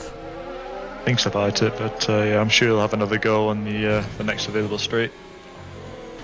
And we've also got Skin Tony, who's close to Eversnacks. Eversnacks is actually doing really well on P9. See Shaka and Elfstar still battling it out just at the back of the grid there. Shaka's still in the same set of tyres he started the race with. He's actually gonna do the one stop, I think. Yep. Yeah, it certainly looks like it. Crazy long stint on mediums. And Keyboard Magnussen pits. Keyboard Magnussen's in the pit. Okay. He's coming out on mediums by the look of it. A fresh set of mediums. Now that you mention it, I mean, it looks to us like we're in lap 39, but I remember in the beginning it showed lap counter wrong. So we might actually be in lap 38. It just came to mind. Yeah, unless it's updated and fixed itself, then yeah, I think we're a lap ahead of the lap we're actually on. Yeah, I'm trying to get it from the T-cam, but it's not even my eyes can read that, so I guess we have to find out at the end. It's gonna be a surprise. Yeah, so Kiba did his final stop and came out in P8. Dragon ahead of him still has to stop, and all the others as well, so yeah. I think he's trying the undercut with this stop. Trying to get Terra. Bailey's managed to have some of his time penalty removed by pitting, so he will have served that when he stopped for softs. And Copy just passed Eversnacks. As I get an invite to Bailey picks play... up another 3-second time penalty, literally as I say that. I get an invite to play F1, but unfortunately no can do. In fact, Bailey's wide. Oh I think dear. he spun out in the last corner. Oh no. So just on these fresh tires he spun out. But that's not gonna help his comeback then. Well, that's a horrible position to be in now. Yeah, and 12-second penalties as well, like not even a safety car would save him. No. Yeah, and Keyboard is actually in a pretty good position because he did the pit stop earlier than the others. He has a bit of clean air ahead of him, and then Dragon, who's not slow, so he won't be in danger of getting held up. And right now he's just gaining time on Terra and Yari, so he might get Terra with the undercut, but I'm not sure if he gets Yari. Either way, it is gonna help him. You see Skin Tony there picks up another time penalty. Yeah, 6 seconds. And we have a yellow flag in sector 3, that's a racing point. That's Bailey. That's Bailey again. Yeah, so Bailey not enjoying his new set of softs. He's got damage, his front end plate's gone, the front right end plate and the wing's gone. This might be a retirement. I just have a feeling. And speeding in the pit lane, yeah, I think you might be right. Let's see what he does. He does continue. He's like, I'm in this 100% race. I'm gonna finish it. I mean, you might as well. It's the, he retired. There's the DNF. That's unfortunate. So we see our second non-finish of the race. And we see a futuristic pit now. Which is still impressive, to be fair, because we're past the the end of what the race would have been. Yeah. Had it been a league race, and we've only got 2 DNFs. So he did a normal league race, but not a full 100% one. As Dragon now passes Tilda, I think. See, this always scares me as well when the AI drives the DNF car back out of the pits. Onto Oh, the right. track. It's always that worry that we might get another safety car from it. Yeah, you never know with this game. It's Codemasters after all. Oh, and Keyboard actually managed to... Did he pass Copy? I'm not sure. Never mind. Yeah, Keyboard is on fresher tires than Copy, but Copy is on softs while Keyboard is on medium. So Copy might have the pace advantage here. Even though his tires are older. But Copy still has to stop and Keyboard doesn't. If Keyboard is smart, he'll just let him go and stick behind and profit from Copy's pace. Oh, and Tilde gets penalties. Looking at the middle of the grid here, we've got Futuristic is hunting down Snelly Henke at the minute. He's now 3/10 off him. Yes, Futuristic just pitted for fast soft, so it should be a breeze. And it should also be a breeze for Copy here, who's past Keyboard Magnussen, who's not putting up a fight. He's in a different race right now in strategy than Copy is. He'll just try to get that free DRS and move on. As we have a yellow flag. Yellow flag in the last sector again on the last corner. It's a Ferrari. It's Scantoni. Yeah, that was Scantoni who had a moment somewhere. Doesn't look like he has any damage anywhere, so I think he might have got away with that. Yeah, and Shaka finally pits after 43 laps on those mediums, which is absolutely batshit insane. And he's now going on to softs until the end, which is also still pretty long, 26 or 27 laps, but actually Terror and some others are doing 25, 26 laps on softs already. As Tilde is also in the pit lane. And Eversnacks picks up another 3-second time penalty. Yeah, that brings him up to 9 seconds. And nobody's made it past 20 seconds yet. But, Copy is really flying as he is already past Ace Boy as well.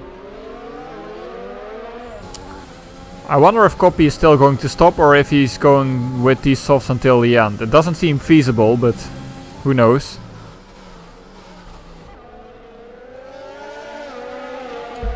I mean, he was a bit... that fresh set of tyres he just took on. Yeah. I mean, he was a bit screwed with the safety car, but he's trying to make the best out of it.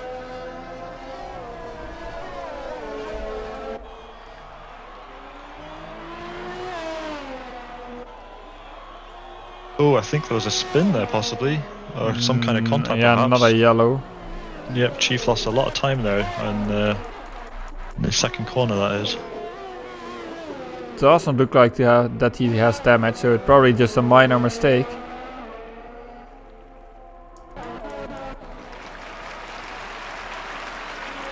Yeah, the race seems to be settling down a wee bit now. Got some slightly bigger gaps, so I say that just as Keyboard Magnussen and Ace Boy start fighting again. But yeah, it's mainly the closest action. It's indeed mainly the people on fresher tires passing the people on older tires. And Yari has pulled a big gap of 6 seconds on Terror, who's really struggling on those older stuff. So yeah, it definitely looks like Yari's race to lose at this point. I mean, I have to say he's been pretty much dominating the entire race. Yari has. Yeah, it's very much a kind of performance we expect to see from the likes of some idiot in the Tier 1 races. You know, very kind of commanding, just leads the race and controls the pace and looks after the tyres. Yeah, and don't forget Wimpy, who's like Hamilton and also likes to dominate races like that.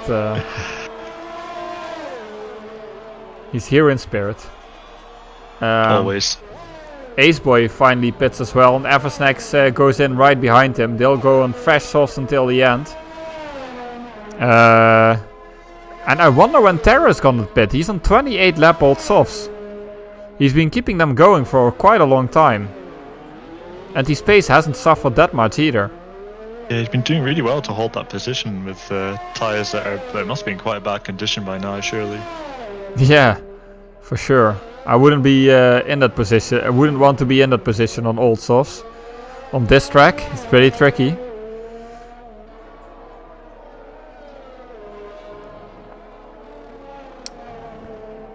Yeah, now the action on track is a bit hard to find. There's quite some gaps opening up.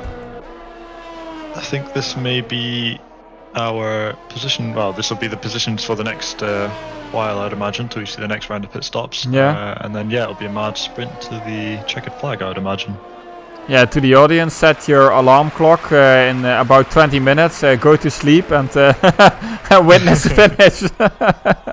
This futuristic picks up another penalty. As we will try to see what's interesting on track, of course. Yeah, more people pit now. Terra still going on though. And a penalty situation, yeah, Dragon is now in P3 but 6 seconds penalty. And he still has to pit. At least I think he still has to pit. At this point I'm not even sure anymore. Because Terra is going on so long with those tires.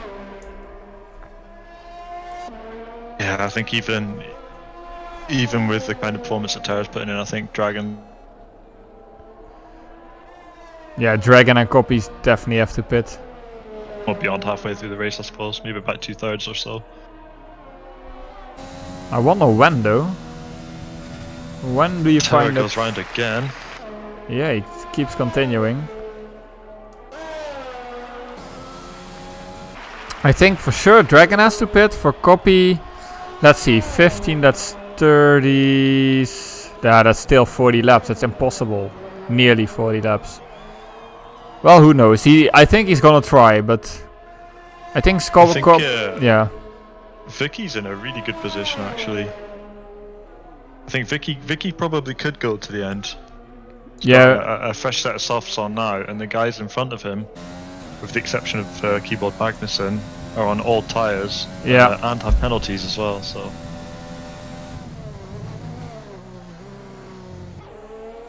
Yeah, and he's gone on earlier as well. He had a gap of like 6 seconds to Terra. So Terra shouldn't wait too long to go in. Yeah, I was just about to say he shouldn't wait too long. Now he kept that gap at 6 seconds for quite a while though on this old stuff. So that's impressive to keep them alive and. He's going on to mediums, is he? He is. Yeah, he is. Terra's going on to mediums. I think he started on softs. I think he did soft, medium. So that's. Was mediums, but he'll have much fresher mediums than Keyboard. I wonder if Keyboard did do the undercut. Well, he did gain time, but not nearly enough to pass Terror. He is within DRS range though. But yeah. Of course, Terror needs to get.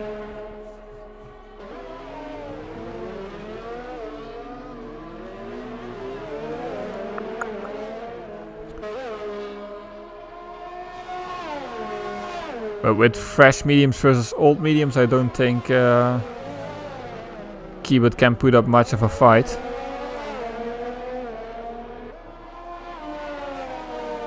You still there, Boosted, or did you mute yourself? Yeah, oh, there he is.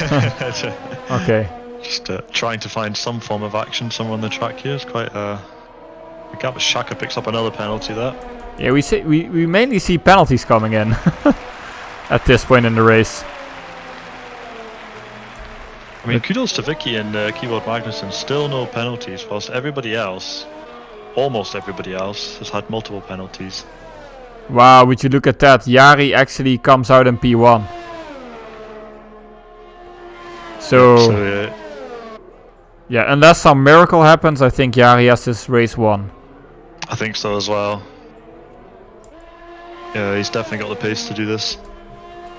Especially if the beginning of the race was anything to go by when he was on the softs there. He just took off and put a huge gap to him in second. So I'd imagine we're going to see the same thing here. Yeah, the interesting bit now is what are Dragon and Copy going to do? Dragon, who came from last place and is now in second place. But he is on 20 lap old softs, and I think it's a stretch to expect him to last another 21 laps. Longest we've seen is Terror doing 31. So yeah, Dragon is definitely still going to pit, and I think Copy as well. So yeah, I think they definitely have to. It's gonna be interesting between Vicky and Keyboard though. Got a bit of a tight cluster appearing from 11th downwards. We've got Elster, Grinigorn and Eversax starting to bunch up. That's mostly caused because Elfster's on older tyres and Grenade and Eversnacks, but still allowing that pair to come close to within a sort of fighting distance of one another. Yeah, and yeah, actually around the points, well, points, that's relative because we don't have a championship at this point, but it's still prestige to get into the top 10, of course, and there's still some battles inside the top 10. And yeah, around 11th place is also really a lot of battle going on with Elster, Grenade, Goron and Eversnacks. Yep, I think we...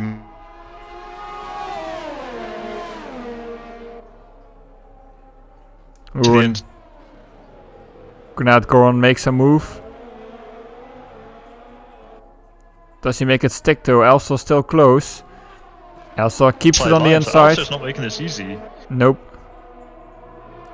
And Dragon and Copy both pit, so yeah. It was definitely not possible to go to the end.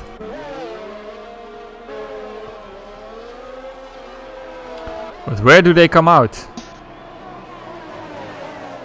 Bit of a recovery drive for Copy this race, unfortunately, with the strategy going a bit wrong at the beginning there with the safety car coming out. Yeah, he's in P10 with quite some soft runners ahead of him as well. So it's not going to be easy to pass all of them. And Dragon came ahead, just ahead of that train. So Dragon is definitely in contention for driver of the day, coming from last, and he's now in 6th, with the potential to move up. 9 seconds worth of penalties, unfortunately, but I think that's not going to affect him too much because the guys behind him all have that kind of level of penalties as well, as Futuristic just picks up another 3. Ooh, Futuristic on 21 seconds. Yeah, that's getting dangerous now. I'm not sure what the limit is, but I think he must be getting close. Yeah, the prediction in chat I'm seeing now is Yari in P1, Vicky in P2 and Keyboard in P3. That might actually happen because Terror has that penalty, which is weighing heavily on him. And which might lose him the podium. Ace Boys having quite a fight at the minute with Snelly Yankee and Copy coming up behind him now. Ooh, yeah, Copy's I see. diving down the inside. And he's taking 2. He's fighting Tilde as well, pushes Tilde off track. That brings Ace Boy back into the fight. And now everybody is fighting him. Is Ace Boy gonna... Two sets of 2 into the next corner here. Oh! They nearly touched, but they kept it clean. And Copy makes up some positions into P7 now. Copy, of course, with a fresh set of softs on, so that's him through. Would expect him to start pulling away now, leaving Ace Boy and Tilde to fight at it still. Yeah, Tilde came off worse there. He was actually pushed off track by Copy, which cost him an extra position. So that's a bit unfortunate for Tilde, as Copy picks up another penalty. Yeah, I was about to say Copy might still get Dragon on penalties, but now with that extra penalty, that's gonna be difficult, and he has to stay within 3 seconds. As Dragon actually makes the move on Futuristic. So that's Dragon up to P5. He'll be pushing now to try and close that gap to Keyboard Magnussen. Yeah, and Keyboard, he pitted the first from all the front runners. And he's now losing quite a bit of time, so I think Terror's podium is safe. Gap at the front is getting ridiculous now. Yari's managed to pull an 11.3 second gap on Terror. Yeah, there's fresh softs versus the fresh mediums. The softs are just that much better. And he already shown better pace, so... Ooh, Tilde gets another 3 seconds as well. It's lucky for Tilde that even despite the 12 seconds of penalty, most guys just outside the top 10 have 9 or 12 seconds as well. So it won't really cost him anything. There are so many penalties in this race now, I don't think I'm even going to try and calculate out final positions. No. As Grenade Goran gets another 3. I mean, I now have the penalty board on screen and it's 3 seconds, none, 9, 21, 6, 3, 12, 6, 12, 12, 12, 12, 12, 9, 12, 3. So actually the guys that only have 3 seconds did well too, I think. Yeah, it's impressive how many penalties we've got. Well, the gaps are opening up now, but we've still got Copy charging up the field, and Tilde is not too far from Aceway as well. So the Mercedes drivers both under a bit of pressure, which can be said from the 2020 season, where the Mercedes was never really under pressure. Yeah, I'm just looking further down there. The gap is still closing between Vicky and Tara. And Copy made a move on Futuristic, and Dragon is closing in really fast on Keyboard. As Granite Goran actually pits. Oh no, it's Snelle Henke. Never mind. And Snelle Henke goes on mediums. Skin Tony in the pits as well, according to... a double stack Ferrari! That means Skin Tony is probably gonna have to wait a bit. Yeah, I think they timed that actually. They timed that well. Well, no, because Henke's already out. yeah, but the Ferrari crew is not that fast. Skin Tony's been held for like 10 seconds. Oh no. Yeah, that's your typical Ferrari pit stop. So I'm going to assume that those two are not in VC with one another.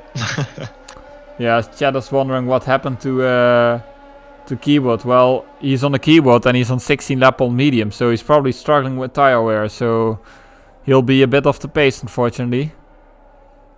Vicky's now very, very close to Tire. Vicky I think he's makes going a move. for it, yep. So Vicky puts himself into second position there. Yeah, he was already virtually in second position with the penalty Tara has, but now he makes it sure. I just wonder if he's going to be able to close that gap. I mean, he has to close 10 seconds. Like 10 or 11 seconds, doesn't he? That's a big ask. It's nearly impossible, I'd say, considering Jari's pace until now. I mean, Jari really has to get damage or something for him to lose that much pace. Yeah. As Dragon is also really close to Keyboard Magnussen now, and Copy is actually within penalty range of Dragon, so there's gonna be some position changes there as well. And it's still 13 laps to go, so that's a Renault. Is that Elser or Bayarn? I think that's Bayarn. Oh, that's Bayarn. Rejoins on the track there. Yeah. Imagine having a safety car now. Oh god, yeah. Yeah, that would be great for the viewers. The Ferrari master plan. Yep. Definitely. And look further up there, so we've got Keyboard Magnussen and Dragon, yep, still very close to each other, so Dragon's made that pass. Yeah, unfortunately Dragon with those penalties, he really cannot gain anything. In fact, he can only lose to Copy, so he has to somehow gain that 3-second gap back on Copy again, if he wants to keep any sort of good position there. And Keyboard will just have to minimize the damage with these penalties, as Ocean Chief gets another 3 seconds. The gap between Jari and Vicky is slowly increasing still, so Jari's still able to pull away. Yeah, I mean, I think at this point Jari is just wondering about the groceries he has to do tomorrow, or I don't know, his plans for New Year or something, and just cruising ahead. He'll be planning out what's for dinner tonight after this race. Yeah. Yeah, this definitely makes me hungry, and I'm not even racing, so don't know about you. Are your snacks nearly done, or?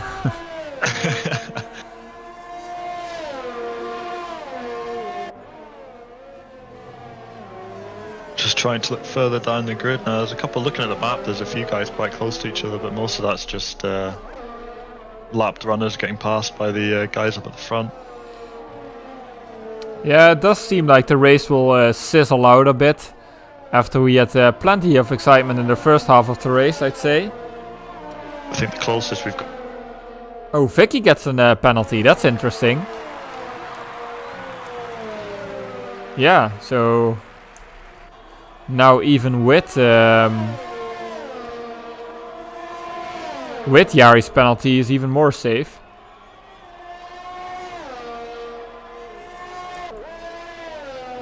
As I think Copy's gonna make a move now on... It's, I was going to say that puts Vicky's position into a bit of jeopardy, but it doesn't because Tara's also running on 3 seconds. So the top 3 are currently driving in their exact positions and will be finishing in those positions as well. Yeah, and Keyboard now also gets passed by Copy. I think he's really struggling from that keyboard wear in this stint. And unfortunately that could actually cost him the position because Dragon is putting a gap almost big enough to stay out of Keyboard's range. And he's the only guy without a penalty. Keyboard yep, is. It's been an impressive race from him. Yeah, that just goes to show you the best way to stay out of penalties is drive on a keyboard. Yeah.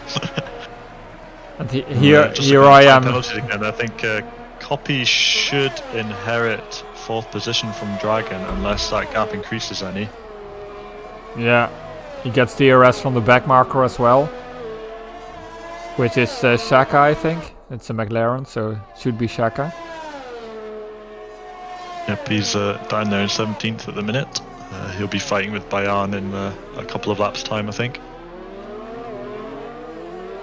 The impressive recovery drives from both Copy and Dragon. Yeah, for Copy, there was really no way to fight back after that safety car. And he might have pondered what else might have been. He might have been able to take the fight to Yari, who's now nearly a pit stop ahead, I think. Like, pit stop is 22 seconds, so... A little bit on Dragon. Again, not that it hugely matters, because based on penalties, he's actually in 4th. Yep. And they're also gaining on Terror, so... There might still be an on-track battle for 3rd in the final stages, but with the penalties...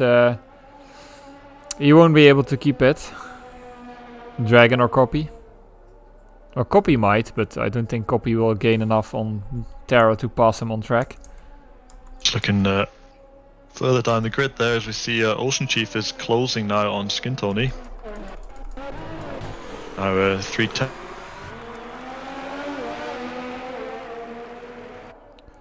Yeah, the Alfa Romeo... Should see a pass here. I mean, Ocean Chief's on much older tyres, but crucially they are softs, whilst Skin Tony's driving on mediums. The junior team versus the senior team, although it's the senior versus the junior, I presume.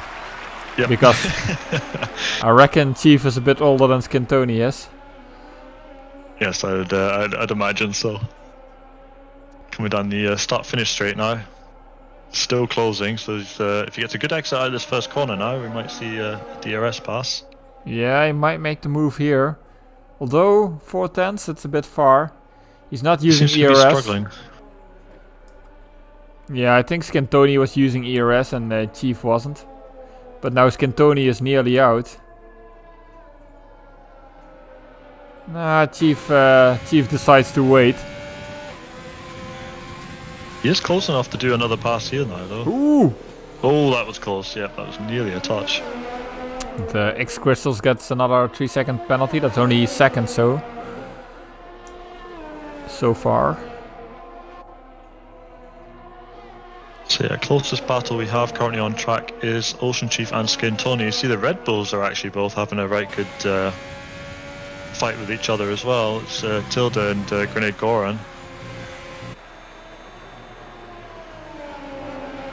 Yeah, if you asked me before the race what the result would be, I mean, we did get the names we expect, like Dragon, Copy, Terror and Vicky, but maybe not in the order we expected it. No, that's exactly it. It's quite a nice shake-up this race. It's been really good. Yeah, with the strategy calls as well. And Ocean Chief is now side by side with Skin Tony. Ooh, round the outside, they both go off track. And that brings X Crystals back into the fight as well. He passes Chief.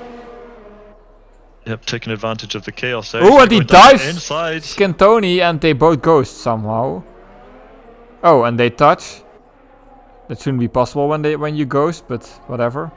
Yeah, and Skin Tony backs off.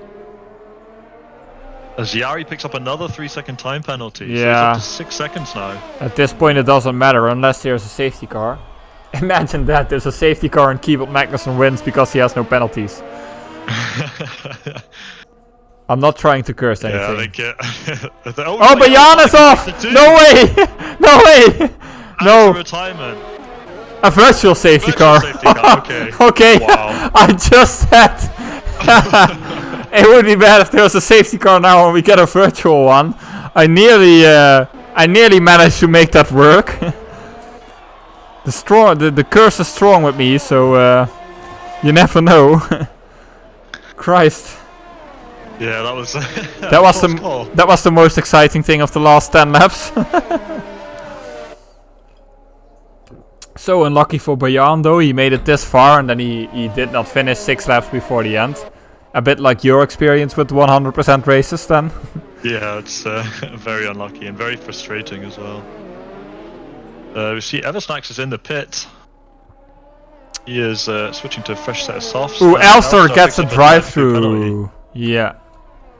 Skin Tony has a drive-through as well. I'm just seeing on the yeah, I've seen it as well. So yeah, that's the delta, as they always say as crew chief. But yeah, sometimes you're so busy, like, oh, maybe I could do something with strategy, and then you forget to look at the delta, and you get a drive-through. That does happen. Yep, it's very easy done. And Skin Tony picks up another penalty for then speeding when he comes in for his drive-through. Yeah. But yeah, that's unfortunate. Although and he retires, yeah. And that's a yellow flag in sector 3 as well. Yeah, because he retired in the pit lane. Yeah. And I think the AI drives him out as well, as you would expect from the AI. I think also because it was a drive-through and not a safety car now. Yeah. Yeah, it still could until 3 laps to go. So the next 2 laps we could still see a safety car. But yeah, that would be unfortunate for Yari. The 2 Red Bulls are still having a really good scrap here. Tilda and Grenade Goron. Multi-21. And Grenade Goron makes it through there. Tilda's gonna, stick to the back of him. He'll be trying to get a switch back further on. Yeah, I'm not sure with the penalty situation. Yeah, Tilda's on more penalties as well, so it didn't make really sense to fight it too hard. No. Yeah, and unfortunate for Skin Tony, he made it this far, and then 4 laps before the end, it all went sideways. As Futuristic now up to 24 seconds worth of penalties. Let's go! This is dangerous. Disqualification. As Keyboard Magnussen really dropped off the pace. He's 11 seconds behind. He isn't even close enough anymore to gain a position. And Copy somehow got past Dragon. So we missed that somewhere. How did Copy get past Dragon? Top runners now very close to one another.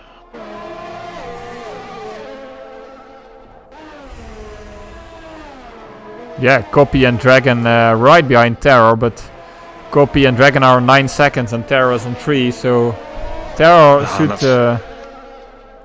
Another penalty for Ocean Chief there, so that's another 3 seconds added onto his total. Yeah, Ocean Chief's trying to reach the same amount of penalties as his age. But then he still has to get some. As Copy now passes Terror, but for Terror it's just staying close. Because Copy and Dragon are both at 9 seconds. But yeah.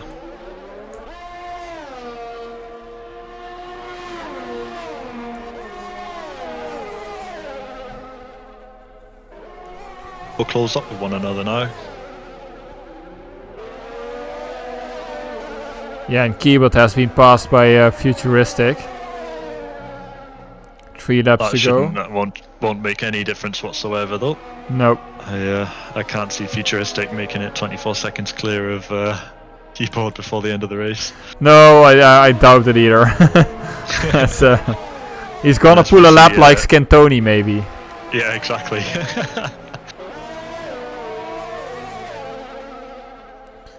Yeah, Dragon's probably gonna make a move on the next straight, I presume.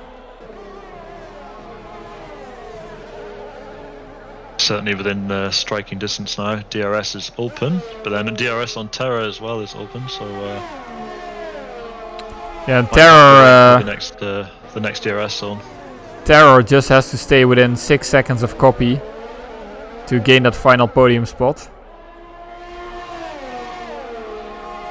Yeah, Dragon is trying, but he doesn't have much ERS left to fight with.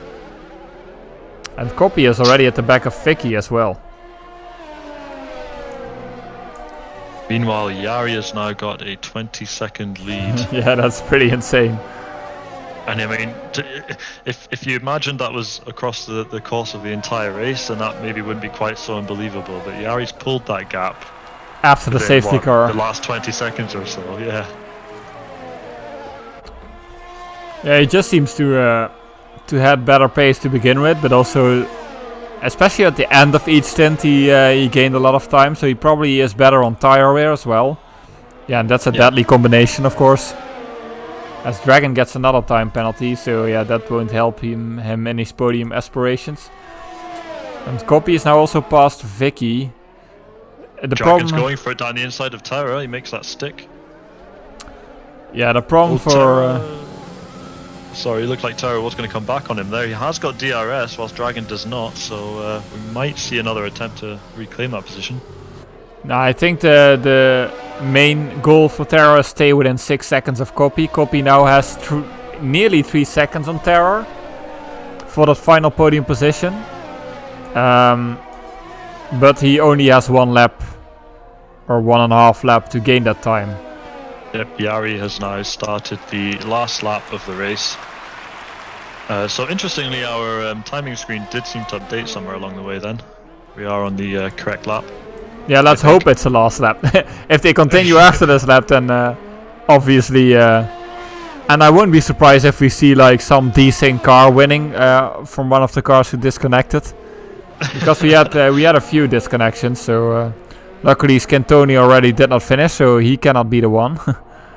Yeah, Yari, I think this must be the last lap. Yari's fuel light is flashing, and he's incredibly low on ERS, so you have to assume that he's using every last bit of energy and fuel that he has before he finishes. Yep. And yeah, Yari's coming around the final corners. I'm keeping an eye on the gap with Terror and Copy, but it does look Terror is safe and will get that final podium spot. But the win is for Yari, who was, yeah, absolutely dominant and rode a great race. P1 for Yari. And yeah, then it's Copy who's gonna go P2 on track, but unfortunately he does have 9 seconds of penalty. As we see a yellow flag in sector 3 there. That's Williams, that's X-Crystals. Copy in P2, Vicky in P2, and then I think Terror in P3, yeah. That's our podium. Yari, Vicky and Terror. Copy ends P4 and Dragon P5. And then it's Futuristic with 24 seconds of penalty. So he'll probably fall back a bit. Watch him drop a little while now. Yeah, Keyboard gets P6. And yeah, Futuristic drops back all the way back to P10, I guess. Yeah. Crystal's doing some drifting in the third sector there. He's making donuts, I think. And Eversnacks joins him. Yes. Yeah, they're in the back making donuts. A good way to finish the race. Yeah, and everybody else finished because they were lapped. So yeah, a really good race actually. I really enjoyed that. Yeah, that was a great race. I didn't think it would be as close and as full of action as it was in the end. No, definitely not. It was only basically Yari who was way ahead of everybody else, and then we had Copy and Dragon on those recovery tries, who tried everything they could, but they stranded in P4 and P5 after penalties. Yeah, also a great ride from Vicky and Terror, of course, on those podium positions. And Keyboard, a special mention to him, having no penalties in a 100% race on a keyboard. So yeah, it was a phenomenal achievement from him. I'd be curious to find out if he actually got any warnings at all. Yeah, we'll probably can see that in a minute once the race finishes. And X Crystals retires. I think we only see 5 retirements then. That's also pretty impressive. And gets driver of the yeah, day. he started last, so that's. But yeah, for driver of the day, it's really hard to see past Jari because he was so dominant. Absolutely, He didn't really make a mistake, so. I'd have to agree with you on that one. Just yeah, controlled the race from start to finish. I mean, even in qualifying, he just dominated everything, didn't he? Yeah, he was good in each session. Got the pole, got the gap, and never looked like to be in any sort of trouble. That safety car might have made him nervous for a bit, but he just pulled back again. So yeah, this is our final result. And let's see if Keyboard actually has a warning. He did actually have 2 warnings after 8 laps. And then he managed to get none for the entire rest of the race. So that's pretty insane. So difficult. Fastest laps, Cantoni, 37 second, 0.7. So he went even faster. That's an applause worthy. And yeah. Shaka with the only one with a 1-stop. But it didn't really gain him much. Still on the P14. Chief P13, Snella Henke P12. X Crystals P16, probably hope for more, but yeah, he didn't have a great race. And I think Skintoni, Bayan, Thompson, Bailey, Thompson and Larson did not finish. Wow. Yeah. What to say about that? That was a good run. That was a long race, but a good race. I'm really happy with how much action we saw, how clean the racing was as well. I mean, yeah, okay, we had a number of DNFs more towards the end, but yeah, generally speaking, that was really clean. Clean first couple of laps, clean virtual safety car restarts, clean safety car restarts even as well. There's, yeah, some really good racing. Yeah, definitely agree. Let's see if somebody wants interviews actually. Go to trying to. Well, we have Terror and Futuristic. Should we pull Terror in, our podium finisher? Yeah, let's start with Terror.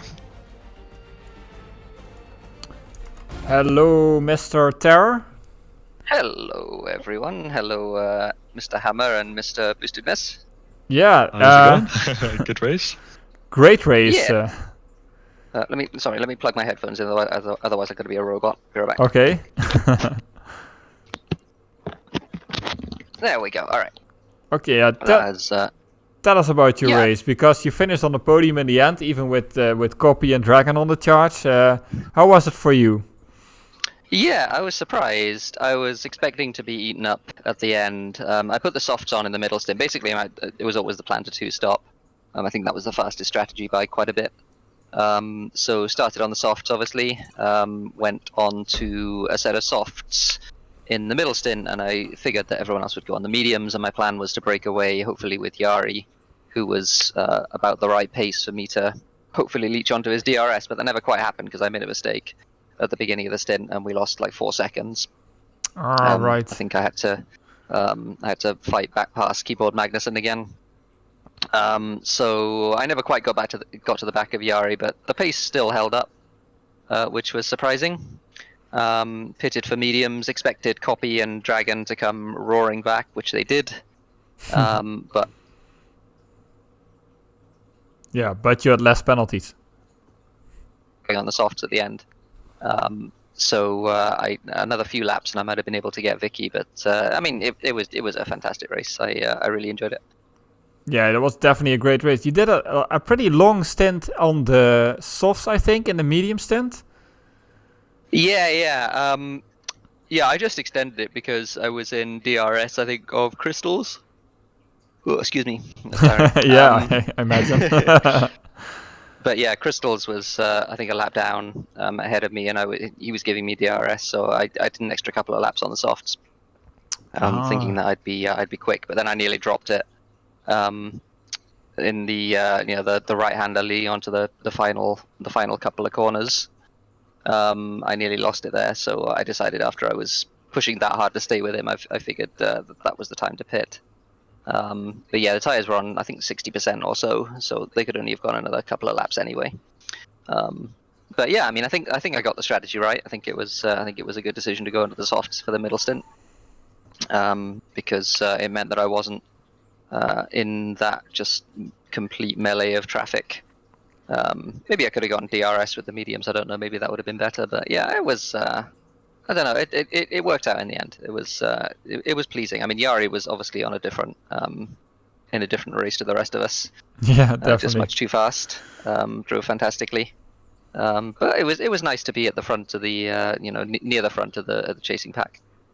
Yeah, I agree. You did a terrific race, and you got a podium out of it, so you should definitely be happy. Yeah. Where do you expect to be in the next season, by the way? Because you raced Tier 3 because you were on a pad, but I wonder... Yeah, I think it's going to be Tier 2. But yeah, it sort of it depends on a few things. I think, I mean, obviously I'm going to keep doing commentary, I think, for Tier 1. Oh, of course. Which is really good. I really like doing that. So yeah, I don't know. I think it's probably going to be Tier 2 if it's anywhere in SLR. And it might be that I'm dropping down to reserve for a little bit. I don't know. We'll have to see. But yeah, it was really good. It's one of those things. I mean, Tier 3, I think probably even on the pad now I'm a little bit too quick for that. So I think going to Tier 2, whatever happens, does make sense. But yeah, we'll have to wait and see. Okay, we're looking forward to it, and yeah, thank you for the interview. Unless Boosted wants to add anything. Yeah, I think you pretty much covered it. Just yeah, congratulations on your third position there. Really enjoyable to watch and commentate on. There's a lot of close racing between everybody in the grid. So yeah, no, well done. Yeah, it was really fun. My first 100% race, so it's nice to do that. And yeah, it did drag. It was a long one. Yeah, you can rest up now. I'll drag you back. Thank you again. All right, thank you. Bye bye. Yeah, we only got Futuristic, so let's interview him. Yep. Our man with... how many penalties did he have? 27? Oh, well. I think it was 20... Yeah, was it 27? Yeah, I think it would have been. We can ask him. Yep. Hello, Mr. Futuristic. Welcome in the commentary booth. How many penalties did you have at the end? I think I had 24. Did I win that at least?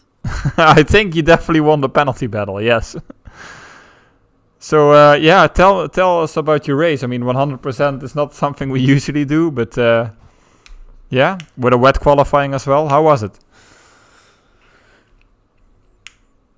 Hello? Oh, Yeah, sorry. Dipping in and out there a wee bit. Yeah. Yeah, no, it was an interesting race you had there. And yeah, how did that go for you? Yes, it was super interesting. I mean, I was the only one beside Copy and Dragon, if I remember correctly, who started on the mediums in the top 10. Fall down was like a sitting duck behind the Copy and Bailey. Mm-hmm. And then it was me who was leading the train of 5 cars with the midfield pack. Yeah, basically with like 5-6 cars. And then it was like 2 really long stints on the softs with high tire wear in the end. So yeah, it was mixed. Some really close racing there between you and a lot of the front runners. I mean, if ignoring the penalties now, I mean some of the on-track passes we were seeing there, some really sort of close stuff there, and I think everybody did incredibly well to try and keep it quite clean. Yeah, long race. Did you how did you find it? Is this, have you done 100% races before, or is this kind of your first one, or how was it for that? Yeah, I did one last year in Abu Dhabi, and I think that one went quicker, but here just because the... Oh, you dropped a bit? is adding the numbers to the lap counters, so It was pretty annoying to know, because we was on lap 57 and I thought we was on like 67, so my brain was completely gone. So I had no idea where I was, but yeah. In Austria, I think. Oh, I think his mic dropped again. That beside the wheel. Yeah. Anyway, how did you get so much penalties? Austria in a nutshell for me. Oh, okay. Simply as. And I think his mic dropped again. Hello? Yeah, you're back. You keep dropping in and out. I don't know why. What you guys are saying? Hello? Yeah, we hear you. Okay, good. And it's half on, half off. Maybe it's just a sign to end the stream right there. Yeah. Well, thank you for the interview anyway. Yeah, you did finish, so great race. Despite the penalties, forget about that. It's just really hard to keep your concentration for that long. And we'll see you next time, so I'm gonna drag you back. So yeah, that was the Austria 100% race. I hope you guys enjoyed it. At least I did. I think Booster did as well. Yep, no, it was an incredibly good one to watch, good one to commentate on. I was worried that that we might sort of not get bored as such, but I worried that there'd be a lot of moments where there was not really much going on. But no, we seem to have action all the way through. So yeah, really enjoyed that. Definitely agree. So yeah, there's some more special events coming. I think end of the week and next week as well. So be sure to keep an eye on the Discord server from SLR. And yeah, for now, I only wish you a good night. Goodbye. Yep. See you all later.